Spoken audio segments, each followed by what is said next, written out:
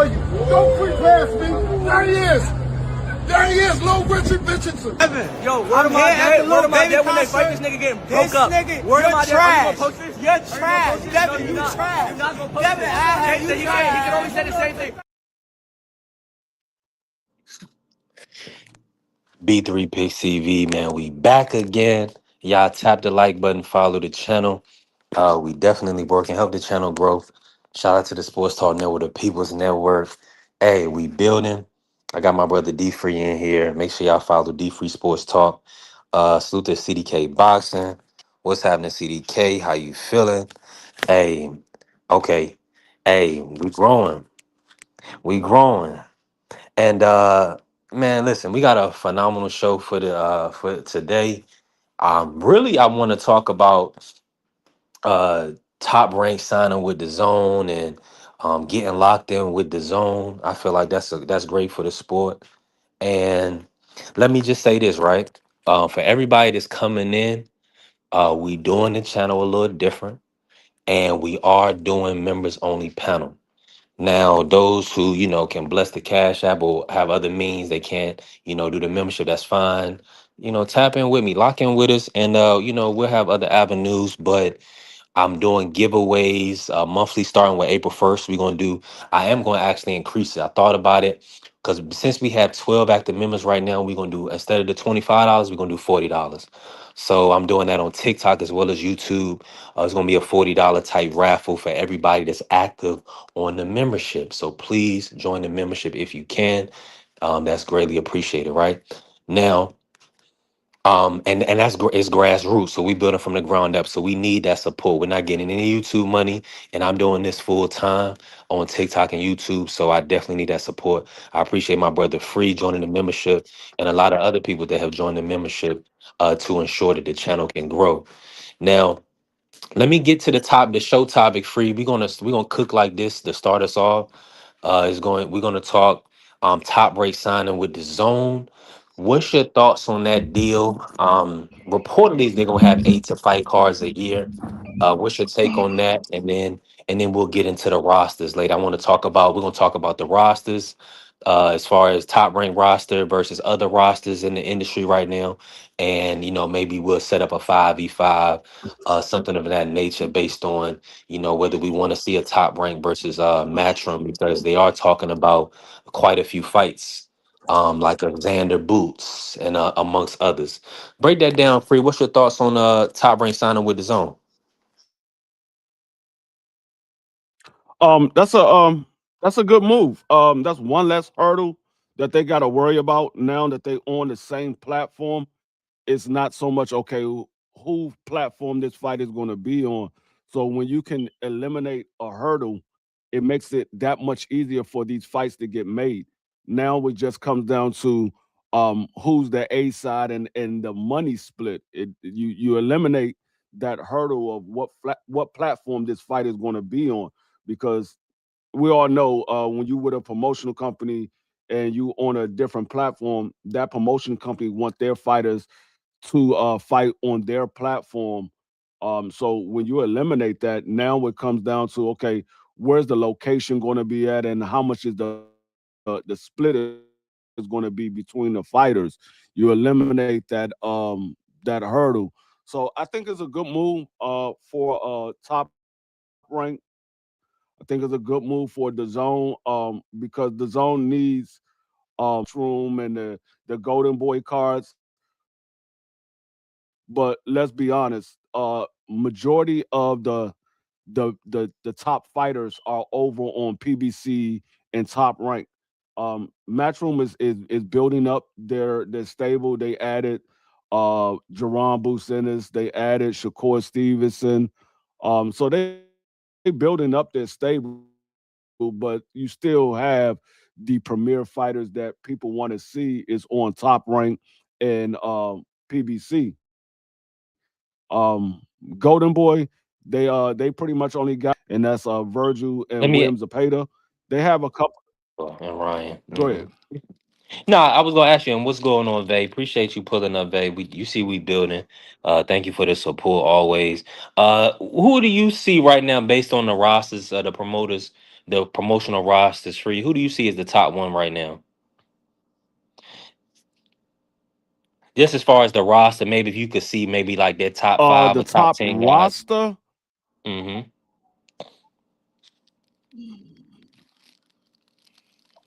I would say it's between Top Rank supposed to be coming back over there on PBC. You got Tank, you got David Benavidez, you got Sebastian Frendora, Earl's supposed to be coming back. You got Earl Spence, uh, Jamel if he actually comes back. You got Jamel, you got Jamal. So they still have those guys that a lot of people like to see. Top rank, they got Adula Mason, who's a new champion now. You got Xander Zayas, he's a unified champion. You got Keyshawn Davis. You got Monster Inouye. So they got a lot of young guys that's coming up. So I would say it's between Top Rank and PBC. Like I said, Golden Boy, they got two stars that people like to see. Matchroom is trying to grow their stable, but it still comes down to Top Rank and PBC as the two premier platforms or promotional companies, I should say. Absolutely. Yeah, and now the on with the I think I do like the Matchroom roster right now based on them having Boot, Shakur, Bam. They do have, and of course, they got Callum Smith, who's coming up to fight David Morrell. So they got a definitely a lot of names right now, and I know I'm omitting a lot, right? As far as Queensberry, they have a talented heavyweight roster, right? And, it's a lot. They got a lot of UK fighters. They got Yeah. Yadi Herrera as well. No baby, who's the interim at 135. So it's boxing is in a good place right now. Now with top rank roster, I don't know if you saw the graphic free of who top rank has kind of like as their flagship fighters moving into the future. And the name, the main ones is Abdullah, Xander, and Keyshawn Davis.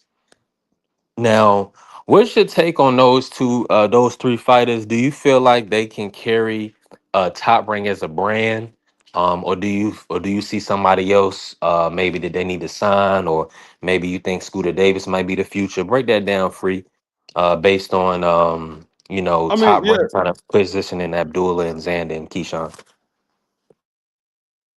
yeah. I mean, like I just literally just pulled up top ranked fighters. The first person you see is Xander Zayas, then it's Keyshawn Davis, Adula Mason, Emiliano Vargas, Shushu, um, Sammy I cannot pronounce his last name. They do got Scooter Davis. Top rank got Scooter Davis. Um, Yeah, I didn't know that. I didn't know Top Rank had Scooter Davis. Yeah, so yeah. those are the upcoming guys right now. Those are the future of boxing because all of those guys are 26 or younger. Because I think Shushu might be 27. Shushu might be 27, but all of those guys are still in their mid to early 20s. So those are the upcoming stars. If I say somebody that they should try to get that I see that's out there, I like the guy, the body snatcher that's with ProBox. I like him. I think one of these top promoters need to get him. I forgot. I cannot remember his name right now. I just know him as the body snatcher, and he's from DC. I cannot think of his name right now. Is that But they he call fights for Ben ProBox. Johnson? Ben Johnson? I think it's Ben Johnson, maybe. Is that John? He fights at 147. I know he fights at 147. He's been on a couple of pro box cards late last year. He fought on the under the Lamont Roach promotion. That was the first time that I seen him. Lamont Roach had put on a fight right there at Merlin Live, and it was a lot of guys from DC, and he was on there. But I think they should get him or at least one of these top promoters need to get him because I think he's going to be a star in the future. I'm trying to think who else is out. Oh, you got Keith Cologne, who's looking for a promotional company. Um, you got Ofacio, who's looking for a promotional company. Um, so it's some guys out there that's looking for a promotional company that's up and coming that a lot of people haven't been paying attention to because they're not behind a big promotional company, or I should say a big promotion company is not behind them, but they are fighting on those promotional company cards. Like Keith Cologne, he's fought on top rank cards before. I believe he's fought on Danny Garcia promotional company card, and I'm trying to think. I think it's somebody else promotional company he fought under as well. But I know he fought on top rank a couple of times. So there's some young guys out there that I think either top rank, Matchroom, PBC, or Golden Boy can possibly get if they looking for some new fresh stars that's in the making.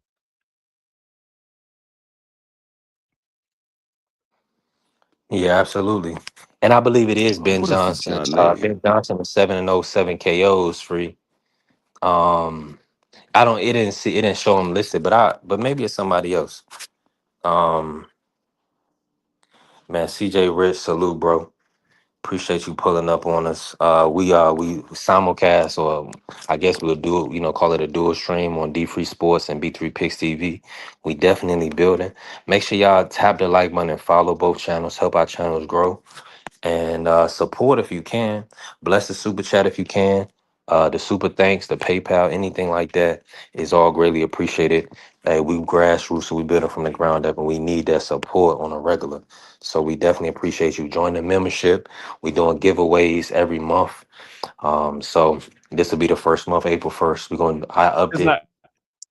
It's not Ben Johnson. It's not Ben Johnson. I know Dub Rice. I know who he is because Dub Rice I like him too. But no, it's not Mm, Ben Johnson. I'm looking at Ben Johnson now. It's not him. okay, I'm gonna figure out who it is. I'm gonna look him up. I'm gonna figure out who it is. But I know he's fought on the Pro Box. got you. I got you. And so yeah, so we got it's an exciting time. Right now. We have a lot of activity now. Top Rank is signing with the Zone. That kind of makes a lot of the fights I would deem to kind of be easy to be made between Matchroom and Top Rank. I mean, we'll see how everything plays out. There are reports that Jared Anderson is going to be signing a co-promotional agreement with Queensberry Promotions.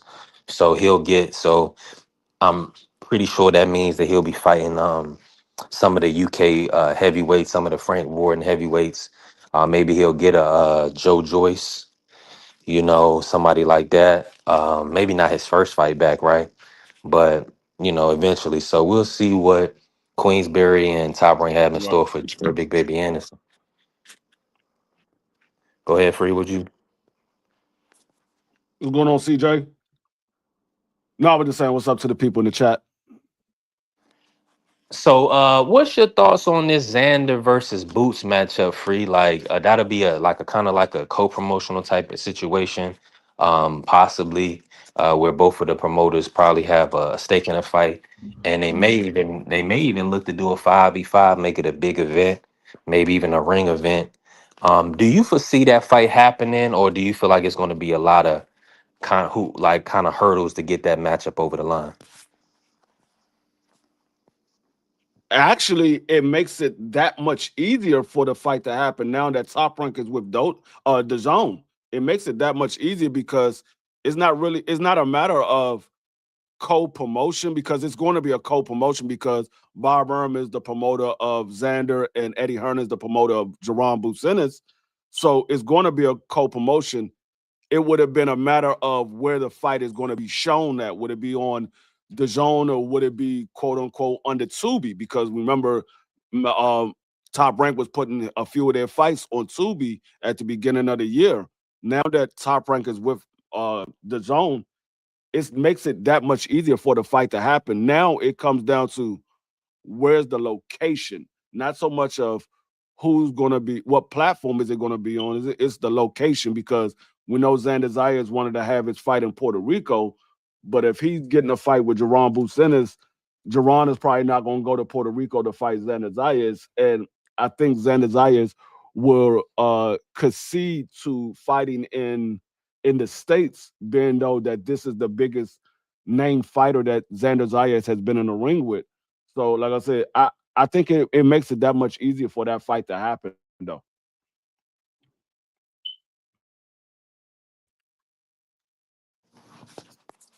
100%.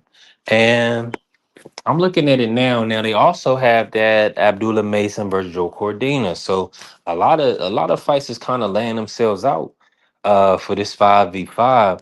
Talk about that matchup, free Abdullah Mason versus Joe Cordina.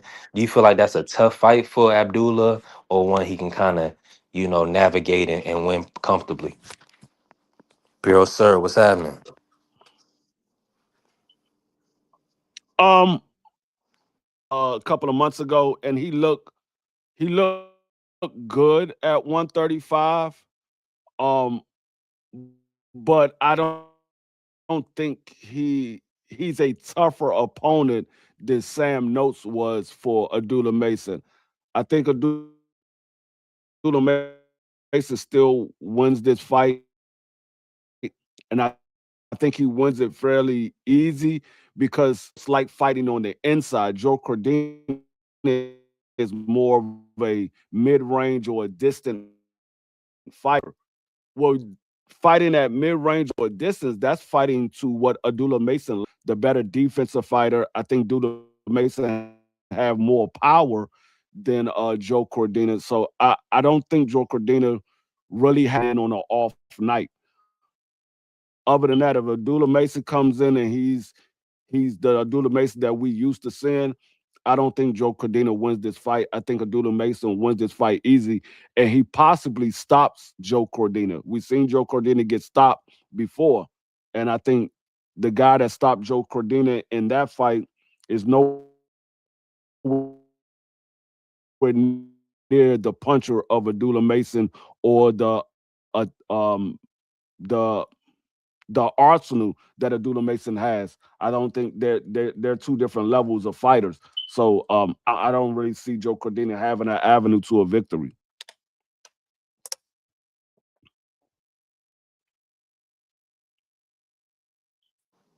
Yeah, and shout out to Vay. Appreciate you. Support both channels for sure. Hit the like button if you can. Hit the follow.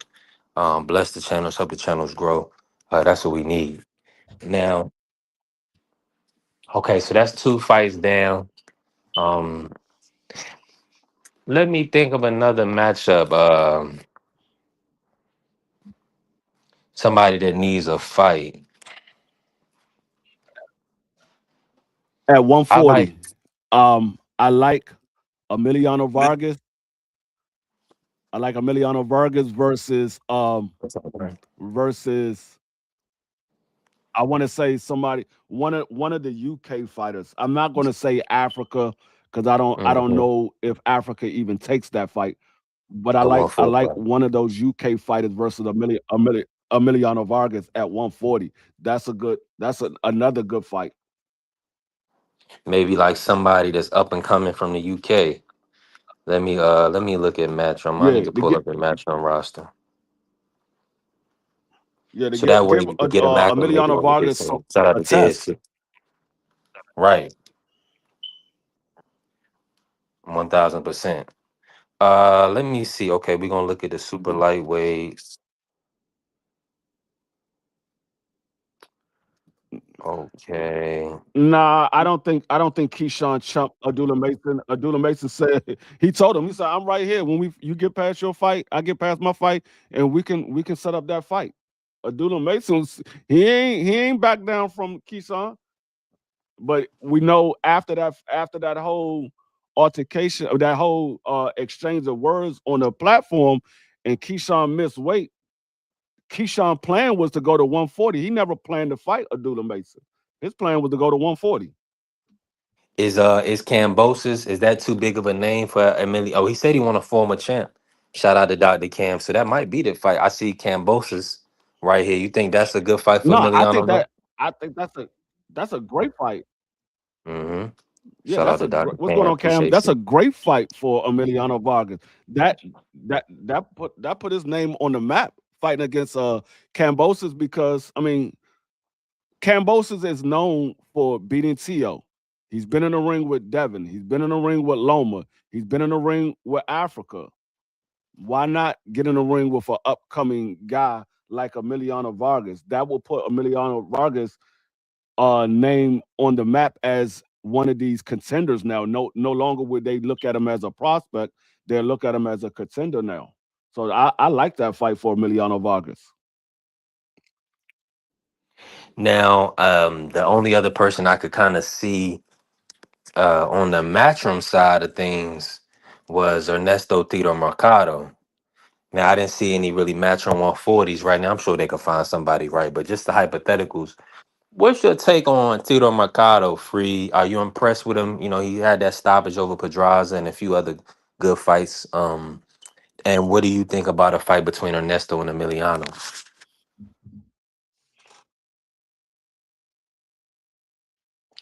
Um, that's a good fight. You got two upcoming prospects. Because Makino is not a contender right now. Emiliano Vargas is not a contender right now. They're still in that prospect stage. Um, so I mean that's a good fight. If you really want to see where Makito is at and you want to see where Emiliano Vargas is at, that's a good fight because one of those guys is going to lose, but it's also is going to push the other guy to out of being a prospect to being a contender. 1000%. I appreciate you, Dr. Cam. Hey, we definitely growing the channel. We've been working. It's been a grind. 11 months in, our year anniversary will be April 15th. Um, from us producing content on the channel. So I'm thankful. I'm extremely blessed and thankful, man. And shout out to the lovely doctor. That's what I'm talking about, putting color in the chat. I asked God, I said, I want genuine people around me to want to see me do well. And we've had color in the chat every day since we our monetization 3 weeks back, going on, we haven't completed 3 weeks, but 2.5 weeks. So I'm thankful. Appreciate you, combos with Cam. Make sure y'all follow Cam too. Beautiful lady, great conversation. You can definitely find peace and understanding about life and mental health and different things that we go with as humans. So and good people. So Cam says, salute to both of you. Peace and blessings to you always. Thank you for that. And thank you for that encouragement and that love today. That's what I'm talking about, man. Teamwork made the dream work. We're gonna keep building. Shout out to pugilism in here. We definitely growing. All right, so maybe we'll get so out. We done set up our three fights on our 5v5. We got right now the main event, Xander versus Boots. Um, Co-main event, Abdullah Mason, Joe Cordina. Third fight on the card, uh, Emiliano Vargas versus George Cambosis Jr. I like that card already.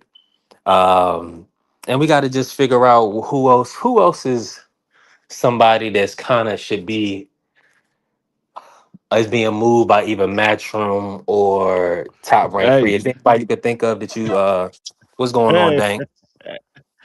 hey! I got one for you. I got one for you.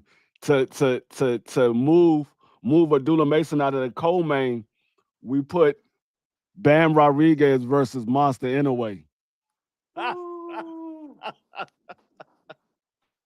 Man, that'll be fire. But now, yeah, they didn't use anyway on their graphic. So I'm leading to believe free that he's separate. I mean, he's no longer under a contractual agreement with Top Rank. Dang, what's happening? Free, what you think about that fight? What's your thoughts on that matchup? Do you foresee that's one that About Bam can win? for this last fight. You said Keyshawn press Mason again, dang. Free, can you Yeah, hear me? it's one that he can win definitely. Okay. Yeah, Yeah, I can hear you. Yeah, no, it's definitely one that Bam could win. Um, it's just a matter of, is Bam going to be defensively responsible? We've seen Monster Anyway get sat down multiple times now in his career. Um, I mean, we never seen Bam Rodriguez get sent down. We never really seen Bam Rodriguez get tested. So it's a matter of, is Bam Rodriguez really what we believe he is, or is it just the level of opponents that he's been facing that Bam Rodriguez has just been much better than? So it's going to be a test. I think Bam Rodriguez can win the fight. Will he win the fight is the question. Yeah, now he did. Now Estrada did put Bam on his pockets, and he got back up and to stop Estrada. That was a I would say Estrada was a Oh, he tough test. did. Yeah, so and then he fought through adversity. I know that one fight. I want to pull up this kid's name so that way I have it on record because I never say his name. The guy that broke Bam jaw, Bam had to fight through that. I mean, that was a wild fight. Let me see. Um, I believe, yeah, that was the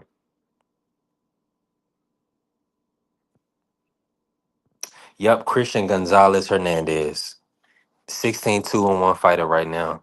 He fought Bam when he was 15-1, and they fought for the title. He got a title shot, and yeah, he gave Bam a little bit of trouble, but Bam has kind of just showed that he can adapt and adjust over time, and put great performances on display for the public. So Bam is definitely in the driver's seat.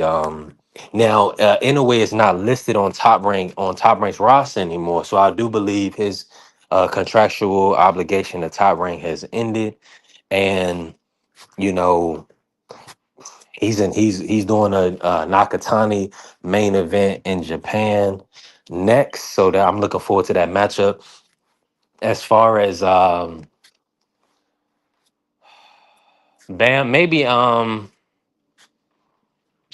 let me think of what can happen at 126. Because you got Angelo Leo, we got Shushu Carrington. So top rank roster is really is nice in my opinion. Of course, you want depth, right? Um, but it's a lot of potential there. Okay, so I gotta see. So you said Keyshawn Press Mason again. Interesting. Interesting. I mean, where they gonna fight though? Like it's all seemed like promotion. Like it's like Keyshawn is doing the Ryan Garcia, and just putting himself out there and promoting. It's like, are you going And 47? Like, what are you Keyshawn doing? need to Go ahead, free cook on it. yeah, Keyshawn need to do something. I'm not even yeah, I'm not even stressing Keyshawn right now. He just out here calling out a lot of people names. I didn't see man in the ocean calling out Pitbull, calling out Devin Haney, calling out Ryan, and this man is calling now. I'm hearing that he's calling out Abdullah Mason. Keyshawn, just line up a fight. That I will be happy once you line up a fight. I don't care about all these call outs because all you're doing is doing a bunch of yelling. You're doing all these call outs. You're not signing any contract. You're not signing any offer. So you doing all these call outs. You and Abdullah Mason is on the same side of the field. I will believe that you are the A side over Abdullah Mason. So why are you not sending Abdullah Mason an offer? Why are you waiting for Abdullah Mason to send you an offer? There's no need of calling out Abdullah Mason if you're the A side. You can just send him an offer and say, "Hey Bob, let's line this fight up." You're the A side. Now I can understand you calling out a Pitbull Cruz or a Ryan Garcia or Devin Haney. They're the A side of you. Abdullah Mason is not the A side of you, Keyshawn. What are you calling out Abdullah Mason for? That's why I don't care about him calling anybody out because he just doing a bunch of yelling. He ain't making no fights. Yeah, I'm with you 1,000% on that. Now, when you look at the landscape for Keyshawn Davis, free, break that down. What? what do you see like as a couple of fights that you actually want to see him in and test himself? Who do you foresee as a guy that's going to either has the opportunity to beat him at 140 or 147? I mean, there's 3 fights he can get at 140 right now because we know he's not going to fight Shakur, but you could fight Antonio. I mean, Antoine. You can fight Antoine. You can fight Africa. You can fight uh uh uh Dalton Smith. Those are 3 fights you can fight. I would say maybe Africa, the only one that will actually try to say he's the A side over you. I don't think Dalton Smith really cares about A side or B side, and I know Antoine don't care about A side or B side. So there's 3 fights right there that he can have if he wants those fights. I don't hear him calling out not near one of the champions at 140. He's talking about 47. I didn't hear that man call out not near champion at 40.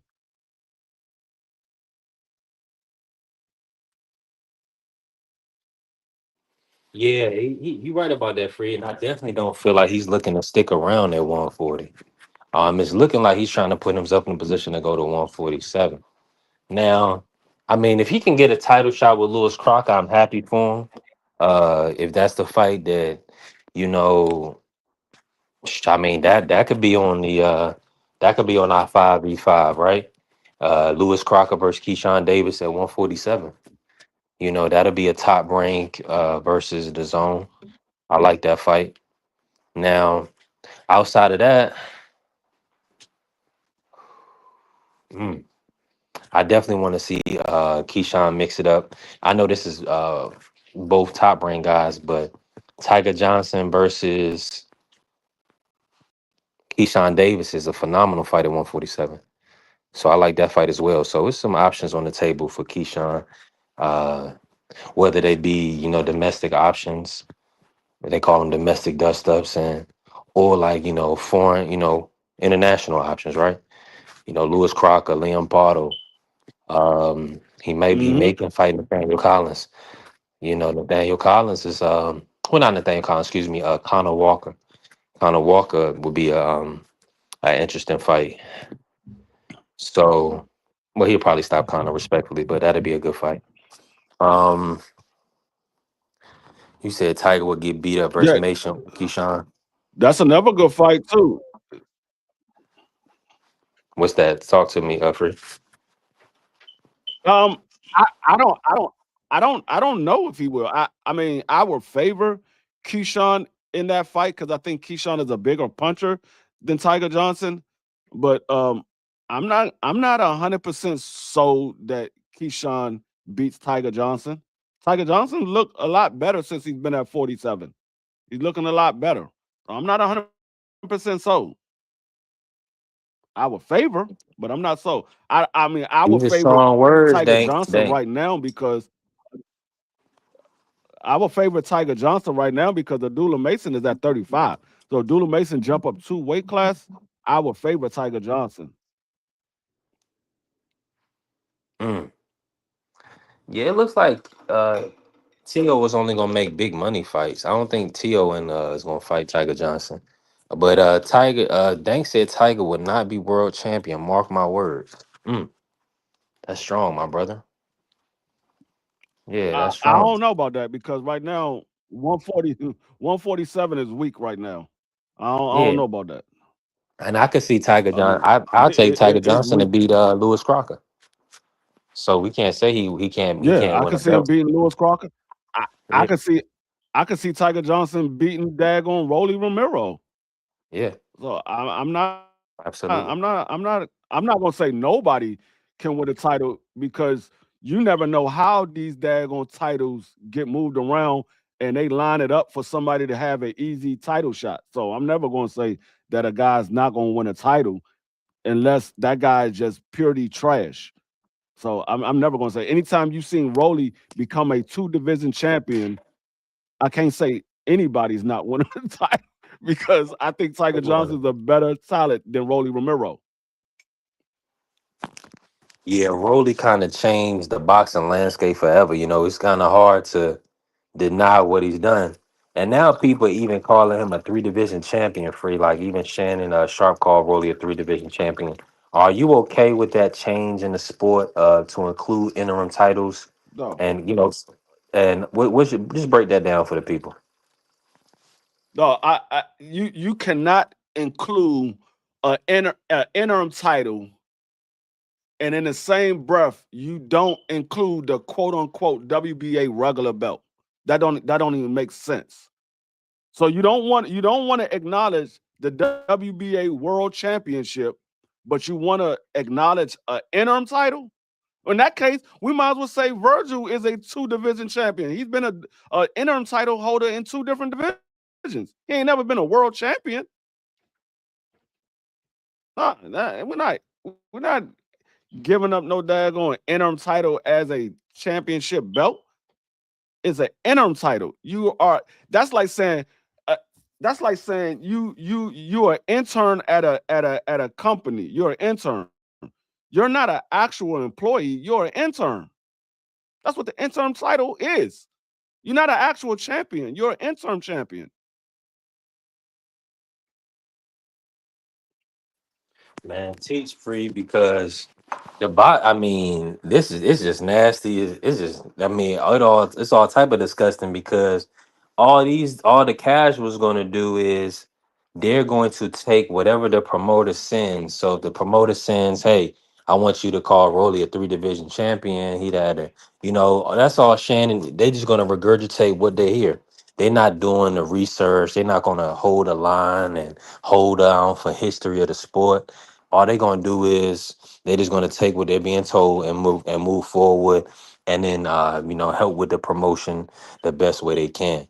But it's up for the hardcores, the people, the purists, And the they're people going that's been they're around for going to years lose. to know. Cook free.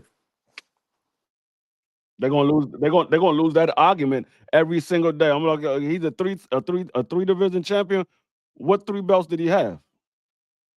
Because if you can't name the three belts that he have, you can't say he a three division champion.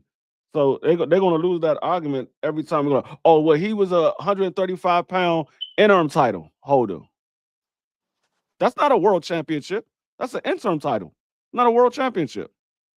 So I mean, no, I mean these people say certain things, but like I said, it's our duties as content creators and talking about the sport to let the people know exactly what's going on with the sport.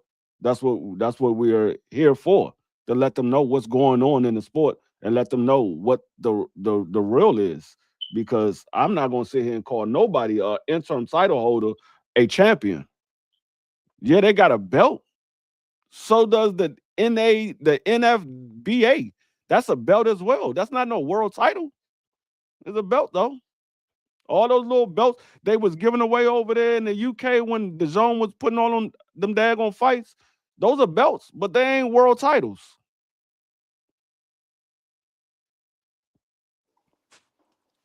I'm with you.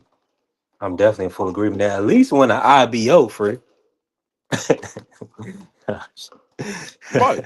I Shout mean, out to the IBO is not even recognized as a world title. And from what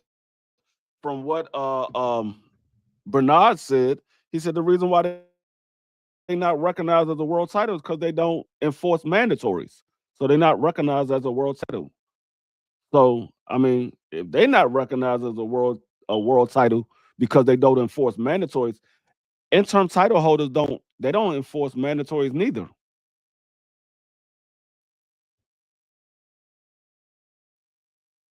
right. Right. Yeah, you have to count the regular. You have to count the WBA regular. Shout out to Pooh. Yeah, you have to count the regular. You have because that's the history of the sport. It's just the only reason why it's a conversation at all is because there's multiple champions in one sanctioning body. And that's not the fighter's fault. That's the sanctioning body double dipping and trying to keep their business afloat. That don't have nothing to do with the fighter. The fighter just go out there and get his money and kick ass. They're not dealing with the And see, politics that and that that's behind the scenes. And that was because the WBA, when they first came up with the super title, it was for a good reason. But then they just started giving it to everybody. You don't need it. You the super title was so you can make the undisputed fight, so they wouldn't have to worry about the mandatory. They can make the undisputed fight. Once they become undisputed, you can take the super back. They don't have to keep the super. That was just so they could make the undisputed fight. That was the reason why it was created. And if you notice, the WBA Super is the only championship belt that do not have a mandatory. Everybody else have a mandatory. The WBO Super has a mandatory. It's just every 18 months, but they still got a mandatory. The WBA Super does not have a mandatory at all. It's the WBA World Title that fights all of the mandatories.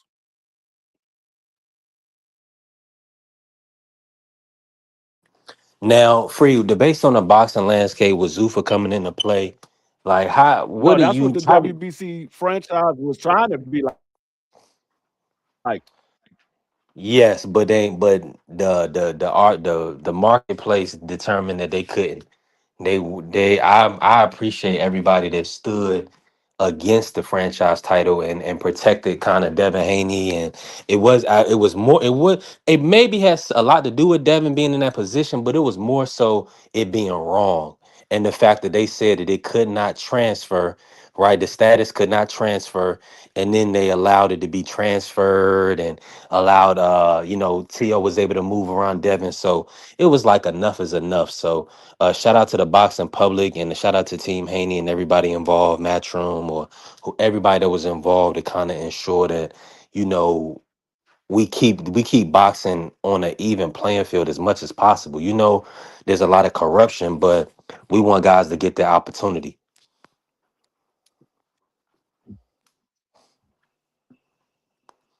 So I feel like that's of most importance. And, and let me say this real quick, while free on mute, man. Y'all tap the like button, follow the channel, help the channel grow. I see y'all in here. We definitely moving. Hold on, let me see. Free pulling back up. Okay, free.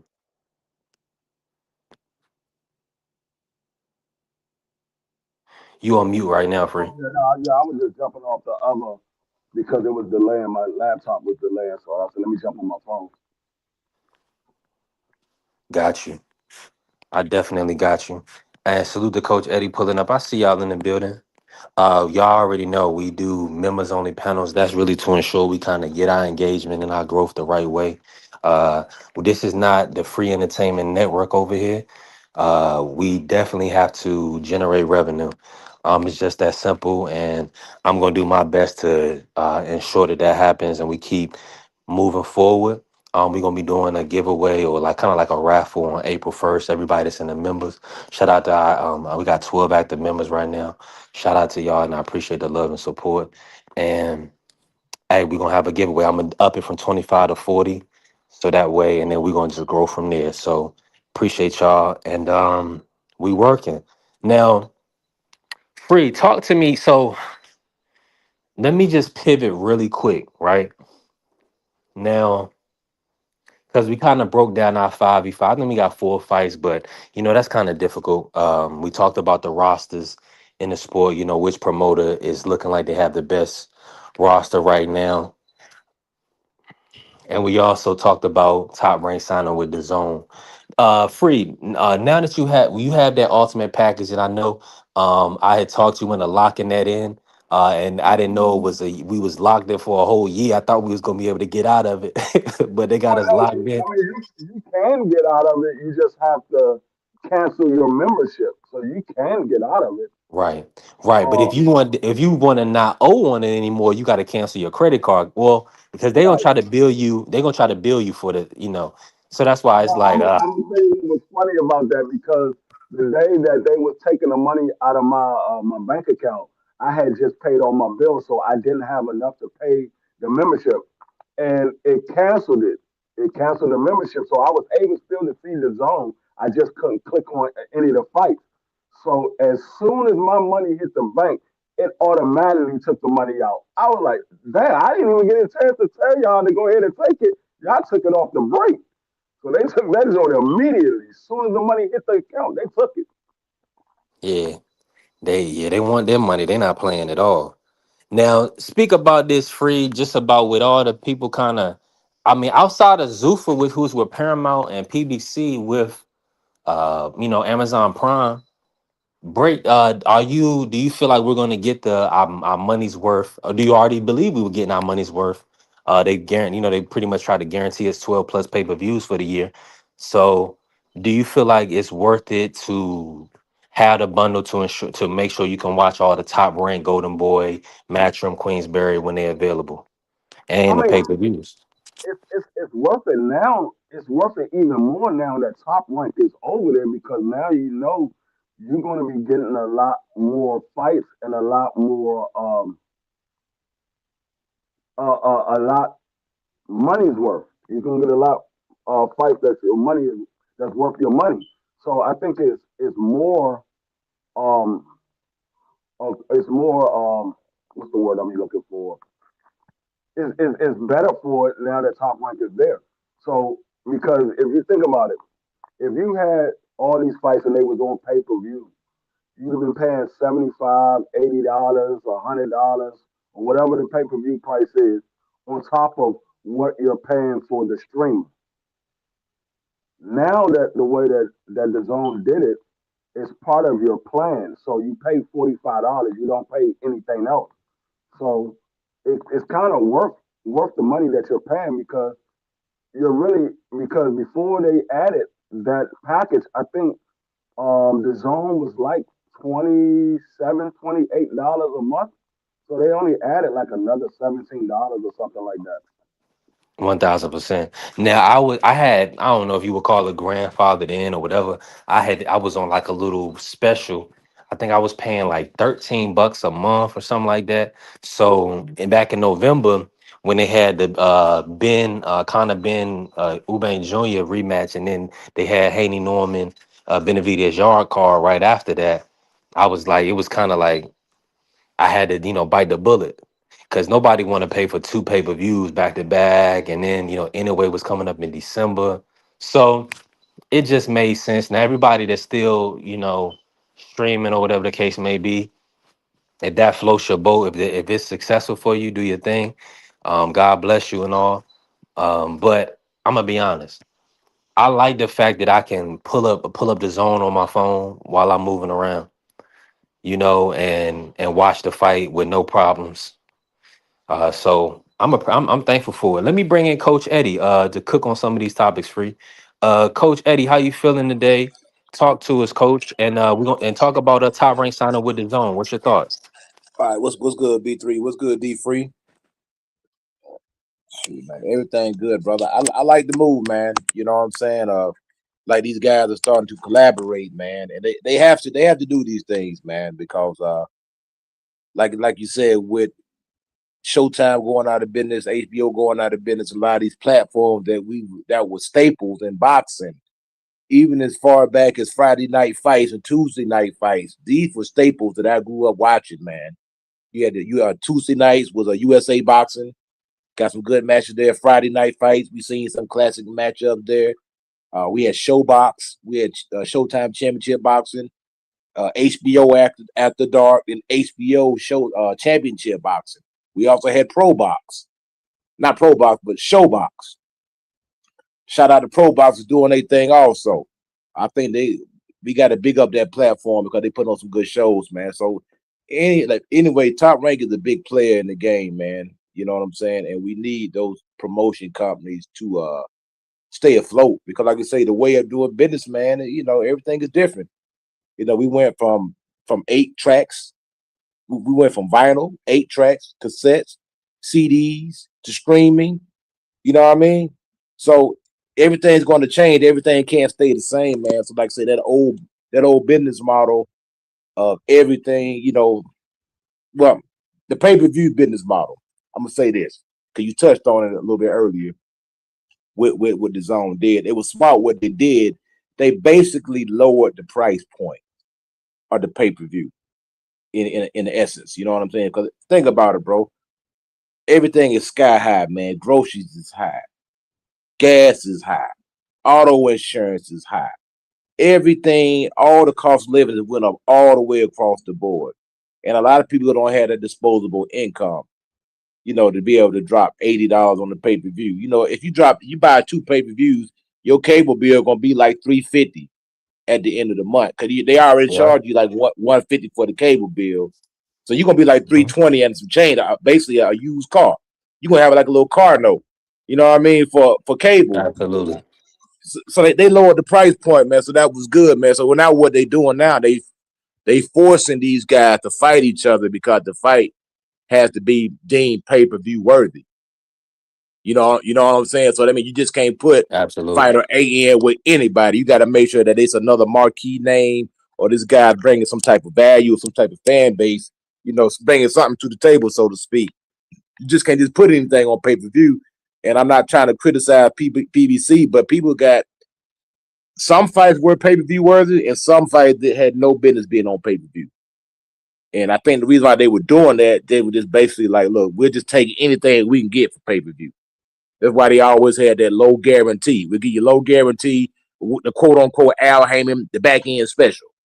You'll get your money on the back end. What we learning now, a lot of them guys didn't get their money on the back end. You know what I mean? That's what we learning now. Yeah. So everything changed. The old back end special that ain't work out for a lot of guys, man. That's why Virgil Ortiz and Boost fight didn't happen because go ahead, D3. No, I think it was because these fighters wanted a certain amount of money, and Al Heyman was like, well, us, hey, y'all not worth that type of money. Well, if you think you're worth that type of money, we're gonna put it on pay per view. Let the fans pay for it. If they pay for it, then you'll get the money on the back end. But when you say that these guys wasn't getting the money on the back end, what they thought they was going to get, it didn't reach that threshold because the network and the company had to make sure that they was getting a profit and they was being able to pay out all the stuff that they had to pay out. They're like, hold on, we got to make some money first before these guys make money. So they gave them a threshold. Sometimes it might have been 150,000 buys, or it might have been 250,000 buys. It all depends on whatever the threshold was. And so when these guys are like, oh, we didn't get no money on the back end because you didn't sell. And so that's why I think when people say, oh, these guys didn't get money on the back end, it's because that fight didn't sell the way they thought it was going to sell. I agree with that. That's what happened with Ryan and Devin. They thought they were gonna do something to what Tank and Ryan Garcia did, and that wasn't the case. I mean, we all know that Ryan and Tank did 1.2, but then Devin and Ryan were like, hey, yo, Oscar De La Hoya with the rest of our money. And Oscar De La Hoya had to break it down. Say, look, y'all didn't sell for 300,000, man. It is what this is y'all money. This is what y'all earn right here. He had to go to the books and show them the books. Y'all didn't sell like y'all thought y'all was. That's saying with the streaming services and the piracy going on, it's hard to get that pay per view number. Right now anything 200,000 or over is deemed a success with the rate of piracy. And back then the bar used to be what, 1 million. That used to be successful. Yeah, The yeah, it bar has was been like lowered so much because of the piracy. 200,000, that's deemed success right there. yeah, the average back when Floyd and Manny and those guys were fighting, the average was like between 350 and 500,000. That was the average pay per view. And Floyd and Manny and all those guys was doing like a million. Well, Floyd was doing a million pay per view buys. So when you had Floyd, that's why Floyd was making so much money because they was doing a million pay per view buys. But everybody else was doing somewhere between 350, 500,000, which was still good. It just wasn't on the level of Floyd. Yeah. And let me just say this real quick, coach, and I'm gonna let you get in, coach. Hey, salute to Quick We pulling up, man. Appreciate all the support and all the love. If you in the building, tap the like button on my channel and on D Free Sports Talk. Hey, great conversation. Go ahead and cook, coach. Yeah, no, I agree. Like I say, Floyd and Manny, those were the biggest guys that were pulling in, the largest pay-per-view numbers. I think, like I say, Floyd number one, Manny was number two. They were pulling in some good numbers, man. Before that, it was Holyfield and Tyson. Tyson was pulling in crazy numbers on the pay-per-view. I think Holyfield was doing decent numbers also.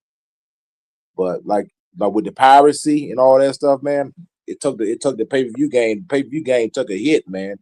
And then not only that, there was a lot of them fights really didn't belong on pay-per-view. They were good fights, but they really should have been on Showtime Championship Boxing. But I think a lot of the money it got ran through. So they didn't have as much money as they started off with. Cause remember, Showtime, it gave Al Heyman a budget. And he was overpaying a lot of these fighters, man. They got to keep it 100, just like when Eddie Hearns came in. He was overpaying fighters. And the zone had to slap him on the hand and look, man, you done ran through all this money, man. You gave Canelo Alvarez $300 million. He didn't hardly fight nobody for that money. You messed that money up. You paying guys like Mikey Garcia $7-8 million to fight Jesse Vargas. That's a bad investment. That fight wasn't worth that type of money. So that's why you see Eddie Hearns is now tight with that money now because they slapped him on the hand. Like, bro, you can't mess our money up like that no more. You messed up too much money. They thought they were signing Canelo Alvarez. They thought they was gonna do something for him, and it really didn't. It really became a liability. Same thing when Canelo Alvarez ran over to the PBC. See, Canelo Alvarez, he gets all his money up front. He don't do no back end. This is the deal right here. I want $40 million, $50 million guaranteed in escrow, or I don't even get in the ring.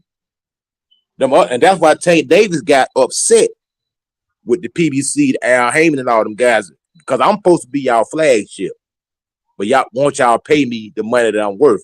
Y'all paying Canelo his money guaranteed. Y'all telling me that I got to get my money on the back end. So that's when Tank got disgruntled. If you remember that situation. Yeah. Let me jump in real quick, Free and Coach. Man, salute to my brother TD, for supporting. Man, make sure y'all follow TD Sports Talk. This is a real great person.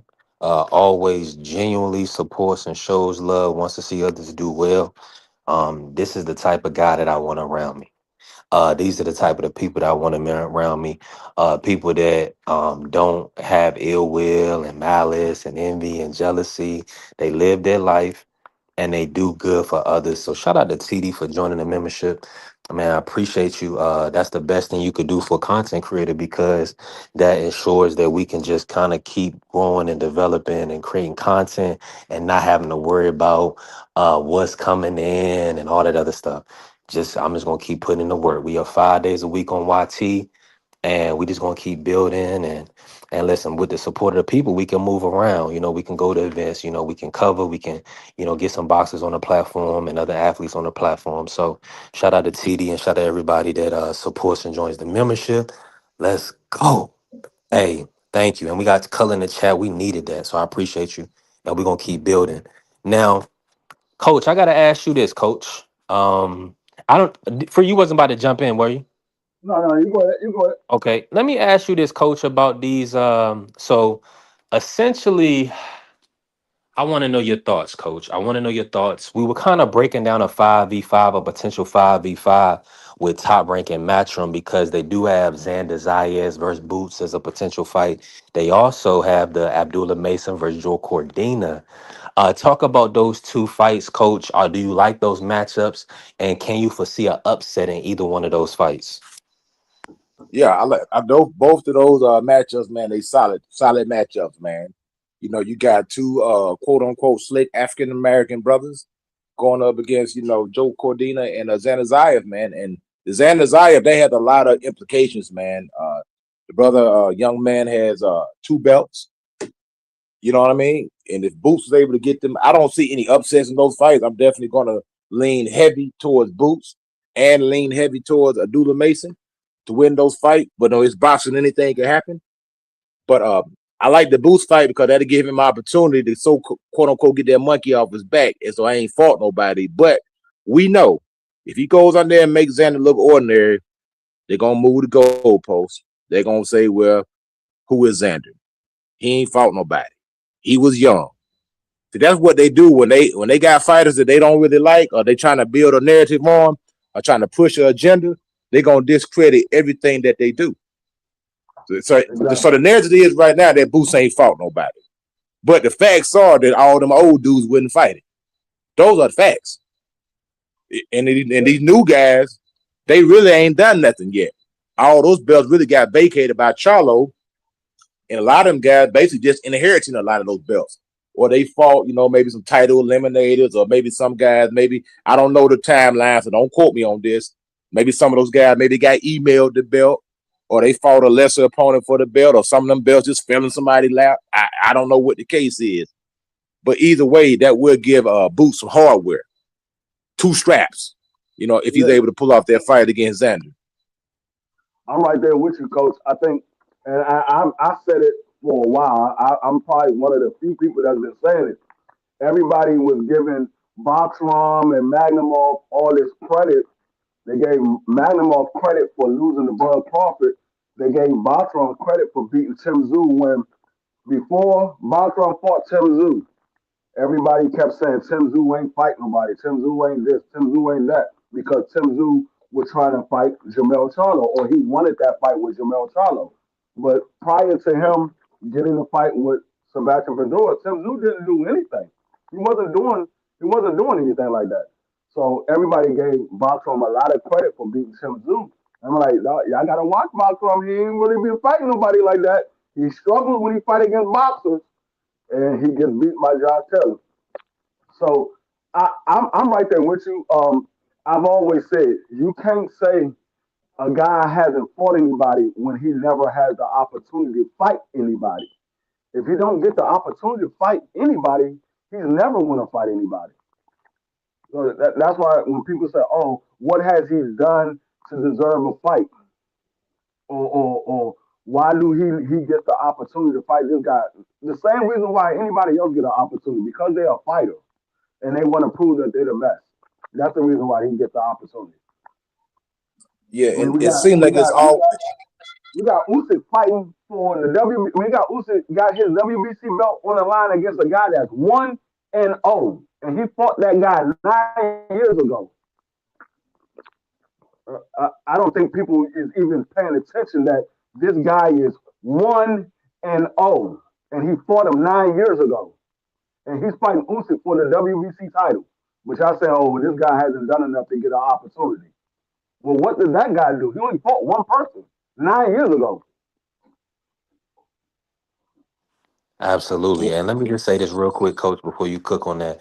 Man, shout out to everybody that's pulling up and showing love from D Free Sports Talk and also on B3 Picks TV. We definitely building. Man, Southern T then pulled up. Shout out to Southern T.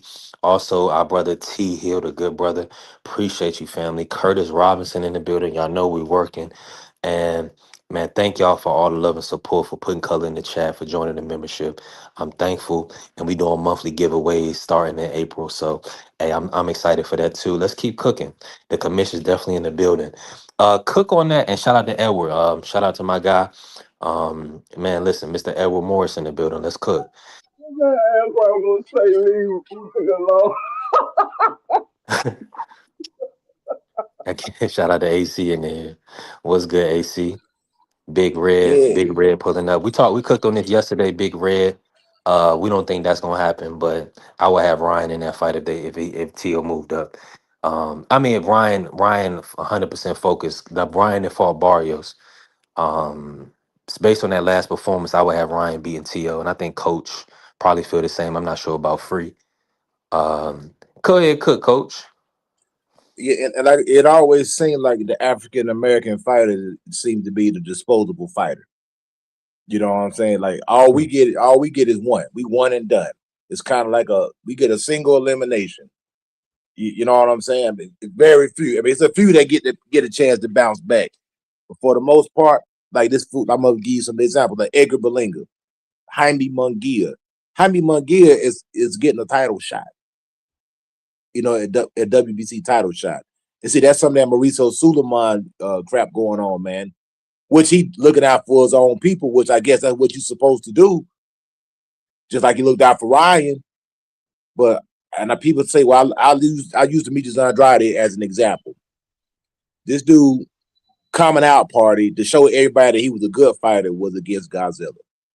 And if you don't beat Godzilla, that means you a bad fighter. Your whole career is a sham, and that's just unfair. David Benavidez has been spanking everybody that been in the ring with this brother, man. So there ain't no shame in losing to him, but they throw the guy away because Canelo Alvarez put a label on the man, said he was a horrible fighter, and it stuck. Same thing with Devin Haney. When they thought Devin Haney lost to Ryan Garcia, they put a jacket on him. They throw the brother in the trash can. He ain't nobody. You know, we heard everything they said about Dev.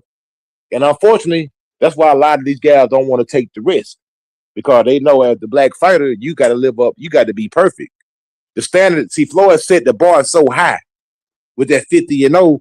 That's why these young guys are still trying to keep trying to remain undefeated because the bar is set so high. They know that a loss for them is going to cost them millions. They don't get the opportunity to rebuild like a T.O. who goes out there and looks average or subpar against a C-level fighter and then winds up still getting opportunity after opportunity after opportunity. These black fighters aren't allowed that luxury. That's why these guys aren't sometimes fighting each other because they know you going to the back of the line, bro. You're going to have to build yourself back up. Like Brian Norman Jr., they're going to make that brother build himself back up. He ain't going to just pop right back into no title shot, even though he only got one loss to a pound for pound guy. Maybe he do a Boca Chica rematch, coach. Hey, coach, I'm gonna tell you, I give you one even better. Williams Zapata. That man lost to Shakur Stevenson. They never moved that man out of the number one contender spot. He never moved, and they knew that Shakur was going to 140, and they said he's going to 140. He's probably not going to come back down. So we're going to have you at the number one contender so you can fight for that vacant belt. They left that man at number one, and he lost. Yeah, and I want Coach to cook on that, but I will say for consistency free that Oshaki was done wrong in the first Consecal fight, and they allowed him to get his rematch, immediate rematch. So that was just a little But context. that was that They was did the because right thing. that was because he was a champion and he had a rematch clause. So he was the champion. He was the champion. Oh, okay, that was a voluntary defense. Yeah, that was a voluntary defense. He wasn't the mandatory. He was a voluntary defense. Okay, okay. Yeah, the Zapata situation, we give him a little bit of. I see your perspective on it, free. I feel like a lot of times what they do is they see how you perform in the fight, right? So like winning like four, maybe 3 or 4 rounds against Shakur, not getting stopped. They like, who they really gonna move ahead of them? But in that sense, at 135, it didn't really make sense because they did have Yadier Herrera right there. So you right, they could have did some I'm other not. things, but I would agree with that if they didn't have a ranking system. If you got a ranking system, what's the point of the ranking system if you're just going to put whoever as the number one or leave whoever at number one? The object of the ranking system, you fight your way up. When you become number one, you get a shot. You lose yeah. that shot or you win that shot, if you win that shot, you're the champion. If you lose that shot, you move down. The next man move up. That's the reason, that's the purpose of the Mhm. ranking system. If you're not going to follow it, there's no purpose of having a ranking system. What's the purpose?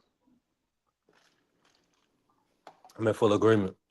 I think it's too much for profit in the sport of boxing when it comes to the sanctioning bodies. Because in essence, look at Mangia, right? Look at Zepeda. Now, I didn't do my research, but appreciate you, Kwee. Now, I didn't do my, and somebody dropped it yesterday. It's over 300 million Mexicans.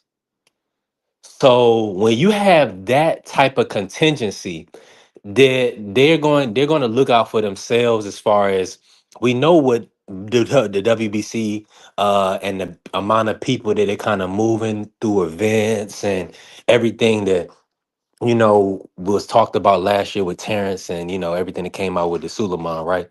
But when you have 300 people, 300 million people to stand on, it's hard to argue. You can't really argue with that because Mungia is gonna have people to show up for the event. Zapata and vice versa. You see, the thing is, when it comes to the Mexicans, it don't matter who you are. If you're Yeah. fighting for a title or you're fighting a top guy, they're gonna support you. It don't matter who you are. Yes, Jaime McGill is a big name because Oscar made him a big name by fighting a bunch of nobody. He made him a big name Yeah. by fighting a bunch of nobody and ran his resume up to be 40 something and 0 until he fought Canelo. But it don't matter. Like you can be Pitbull Cruz. When Pitbull Cruz fought Tank Davis, Pitbull Cruz already had losses on his resume. Nobody knew who Pitbull Cruz was. But the Mexicans followed him. The Mexicans showed up for that fight. They bought those pay-per-views. He became a star, even losing to Tank Davis. He became a star. So it doesn't matter who you are. The Mexicans gonna fight. They're gonna stand behind theirs. We're the only country that don't really stand behind their own. We're the only country that really don't do it. Every other country they stand behind this.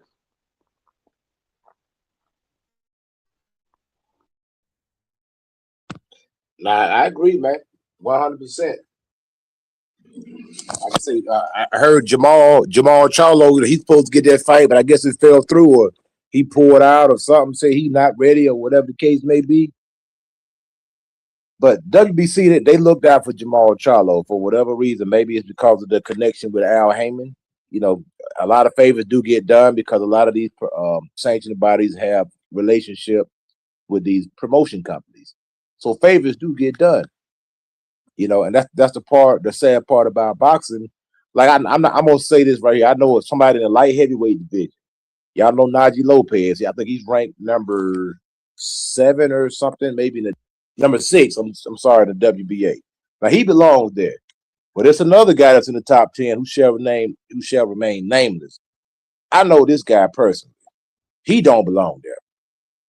This dude got 19 fights, and everybody that he fought got a losing record. But because of his relationship with a certain trainer, he was able to get into that ranking system, and he's ranked number 7. I mean, and that's how it go, man. You know, it's a payola. Whoever you can pay to get in that ranking system. Man, we seen dudes jump off the couch and be in the ranking system. We seen that in Manny Pacquiao, which I know he's a legend. You know, he bring a couple dollars to the forefront, but he jumped off the couch straight to the front of the line. Just like any of these guys, Terrence Crawford, he could jump off the couch. He going straight to the front of the line in any sanctioning bout because it star That's why. status. That's why. And unless you with most of the time, unless you with a big time promoter, you probably would never get an opportunity to fight for a title, or you probably would never be a champion unless you with a big time promoter. Because if you look at all of the champions, pretty much in every sanctioning body in every division, for the most part, they're all with big time promoters. You might have one or two that might not be with a big time promoter, but for the vast majority, they're all with big time promoters, and they was with big time promoters before they got those championship fights. Now, Devin Haney, he became such a polarizing athlete and a boxer that he kind he kind of he kind of carved his own way, and it's gonna be tough for anybody else to follow that path that they laid out for themselves because it was very smart the way Bill marketed his son. Uh, he kept his What name the in the Devin Haney algorithm. TV, coach? Yeah, exactly. He kept his name in the algorithm. Bill did the legwork, man. See, but Bill is a promoter first. He promoted Devin Haney to where he is right now. Now, Devin Haney did the hard work. He was in the gym, running the mile, doing the sit-ups, doing the spar, hitting the heavy bag, speed bag, jumping the rope. Devin Haney did the heavy lifting. Bill Haney got out there on the circuit and got his son's name out there. Made sure he got the right spar, got him under the right tutelage, the right trainers to get it the way it needs to be.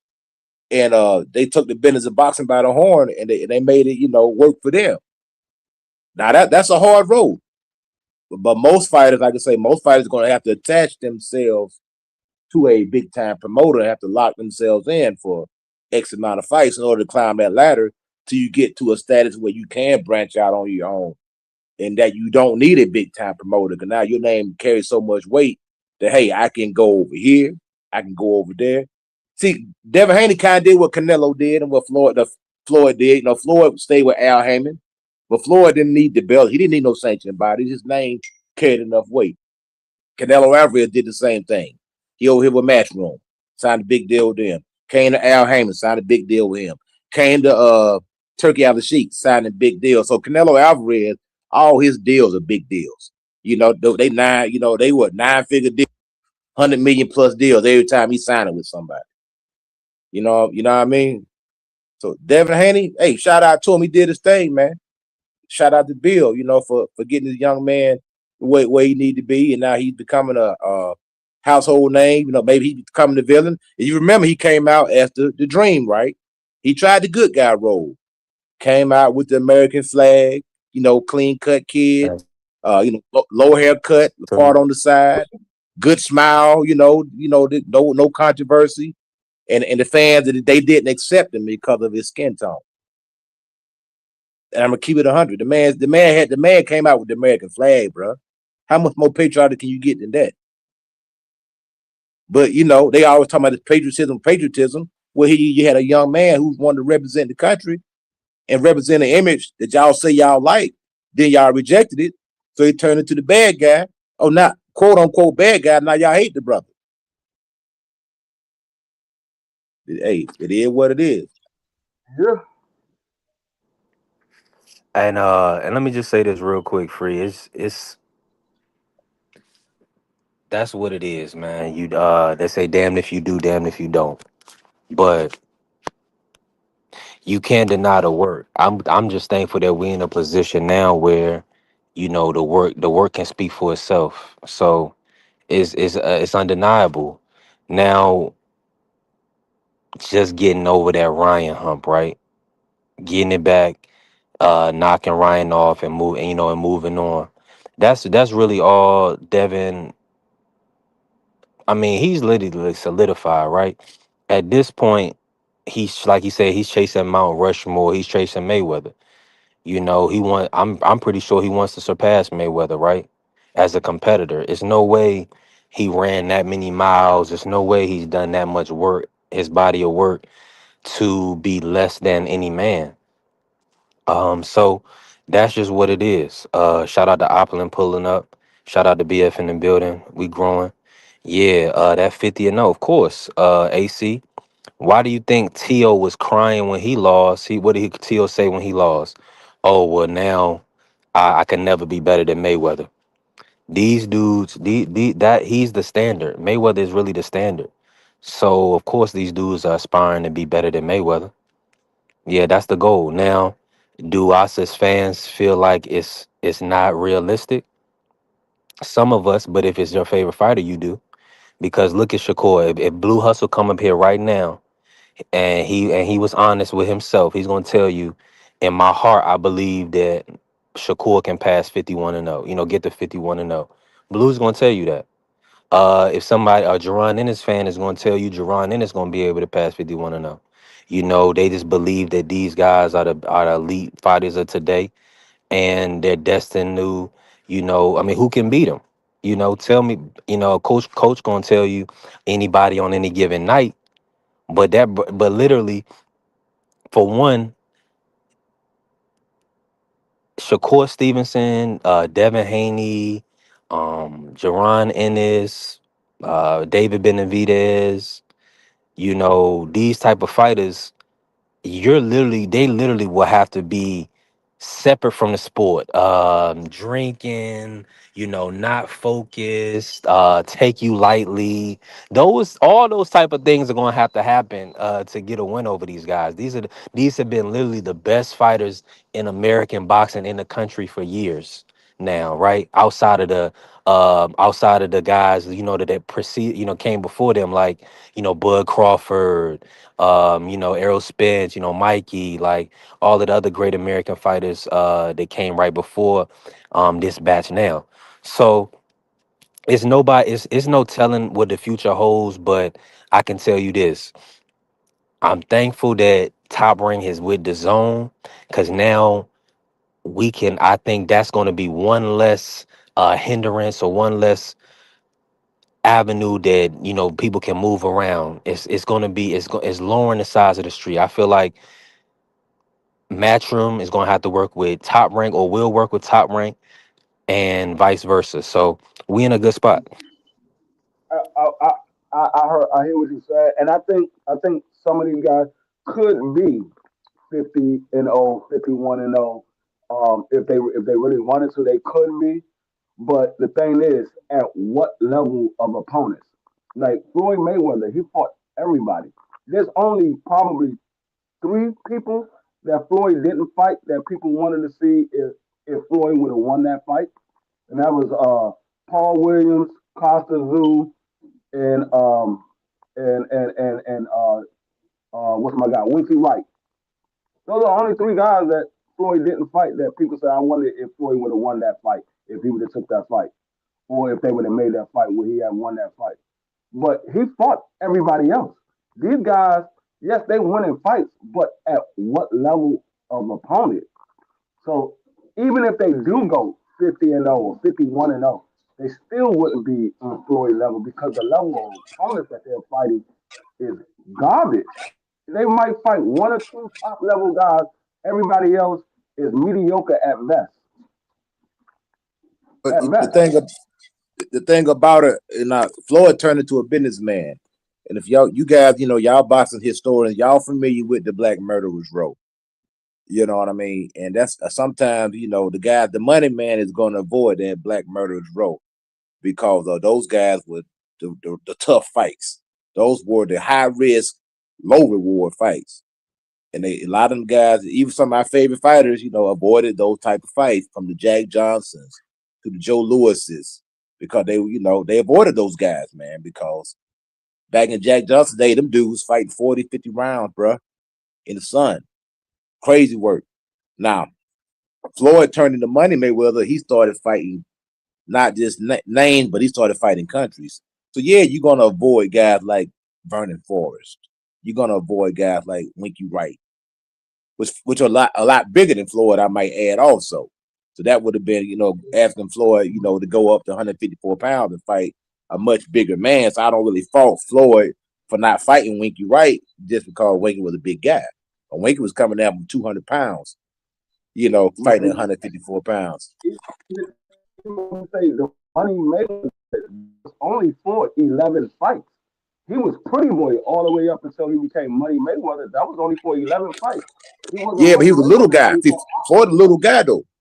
Ford's a small man. He's not a big guy. No, no, I agree with you. And I say there's only one person that Floyd ever ducked in his entire career, and that was Winky Wright.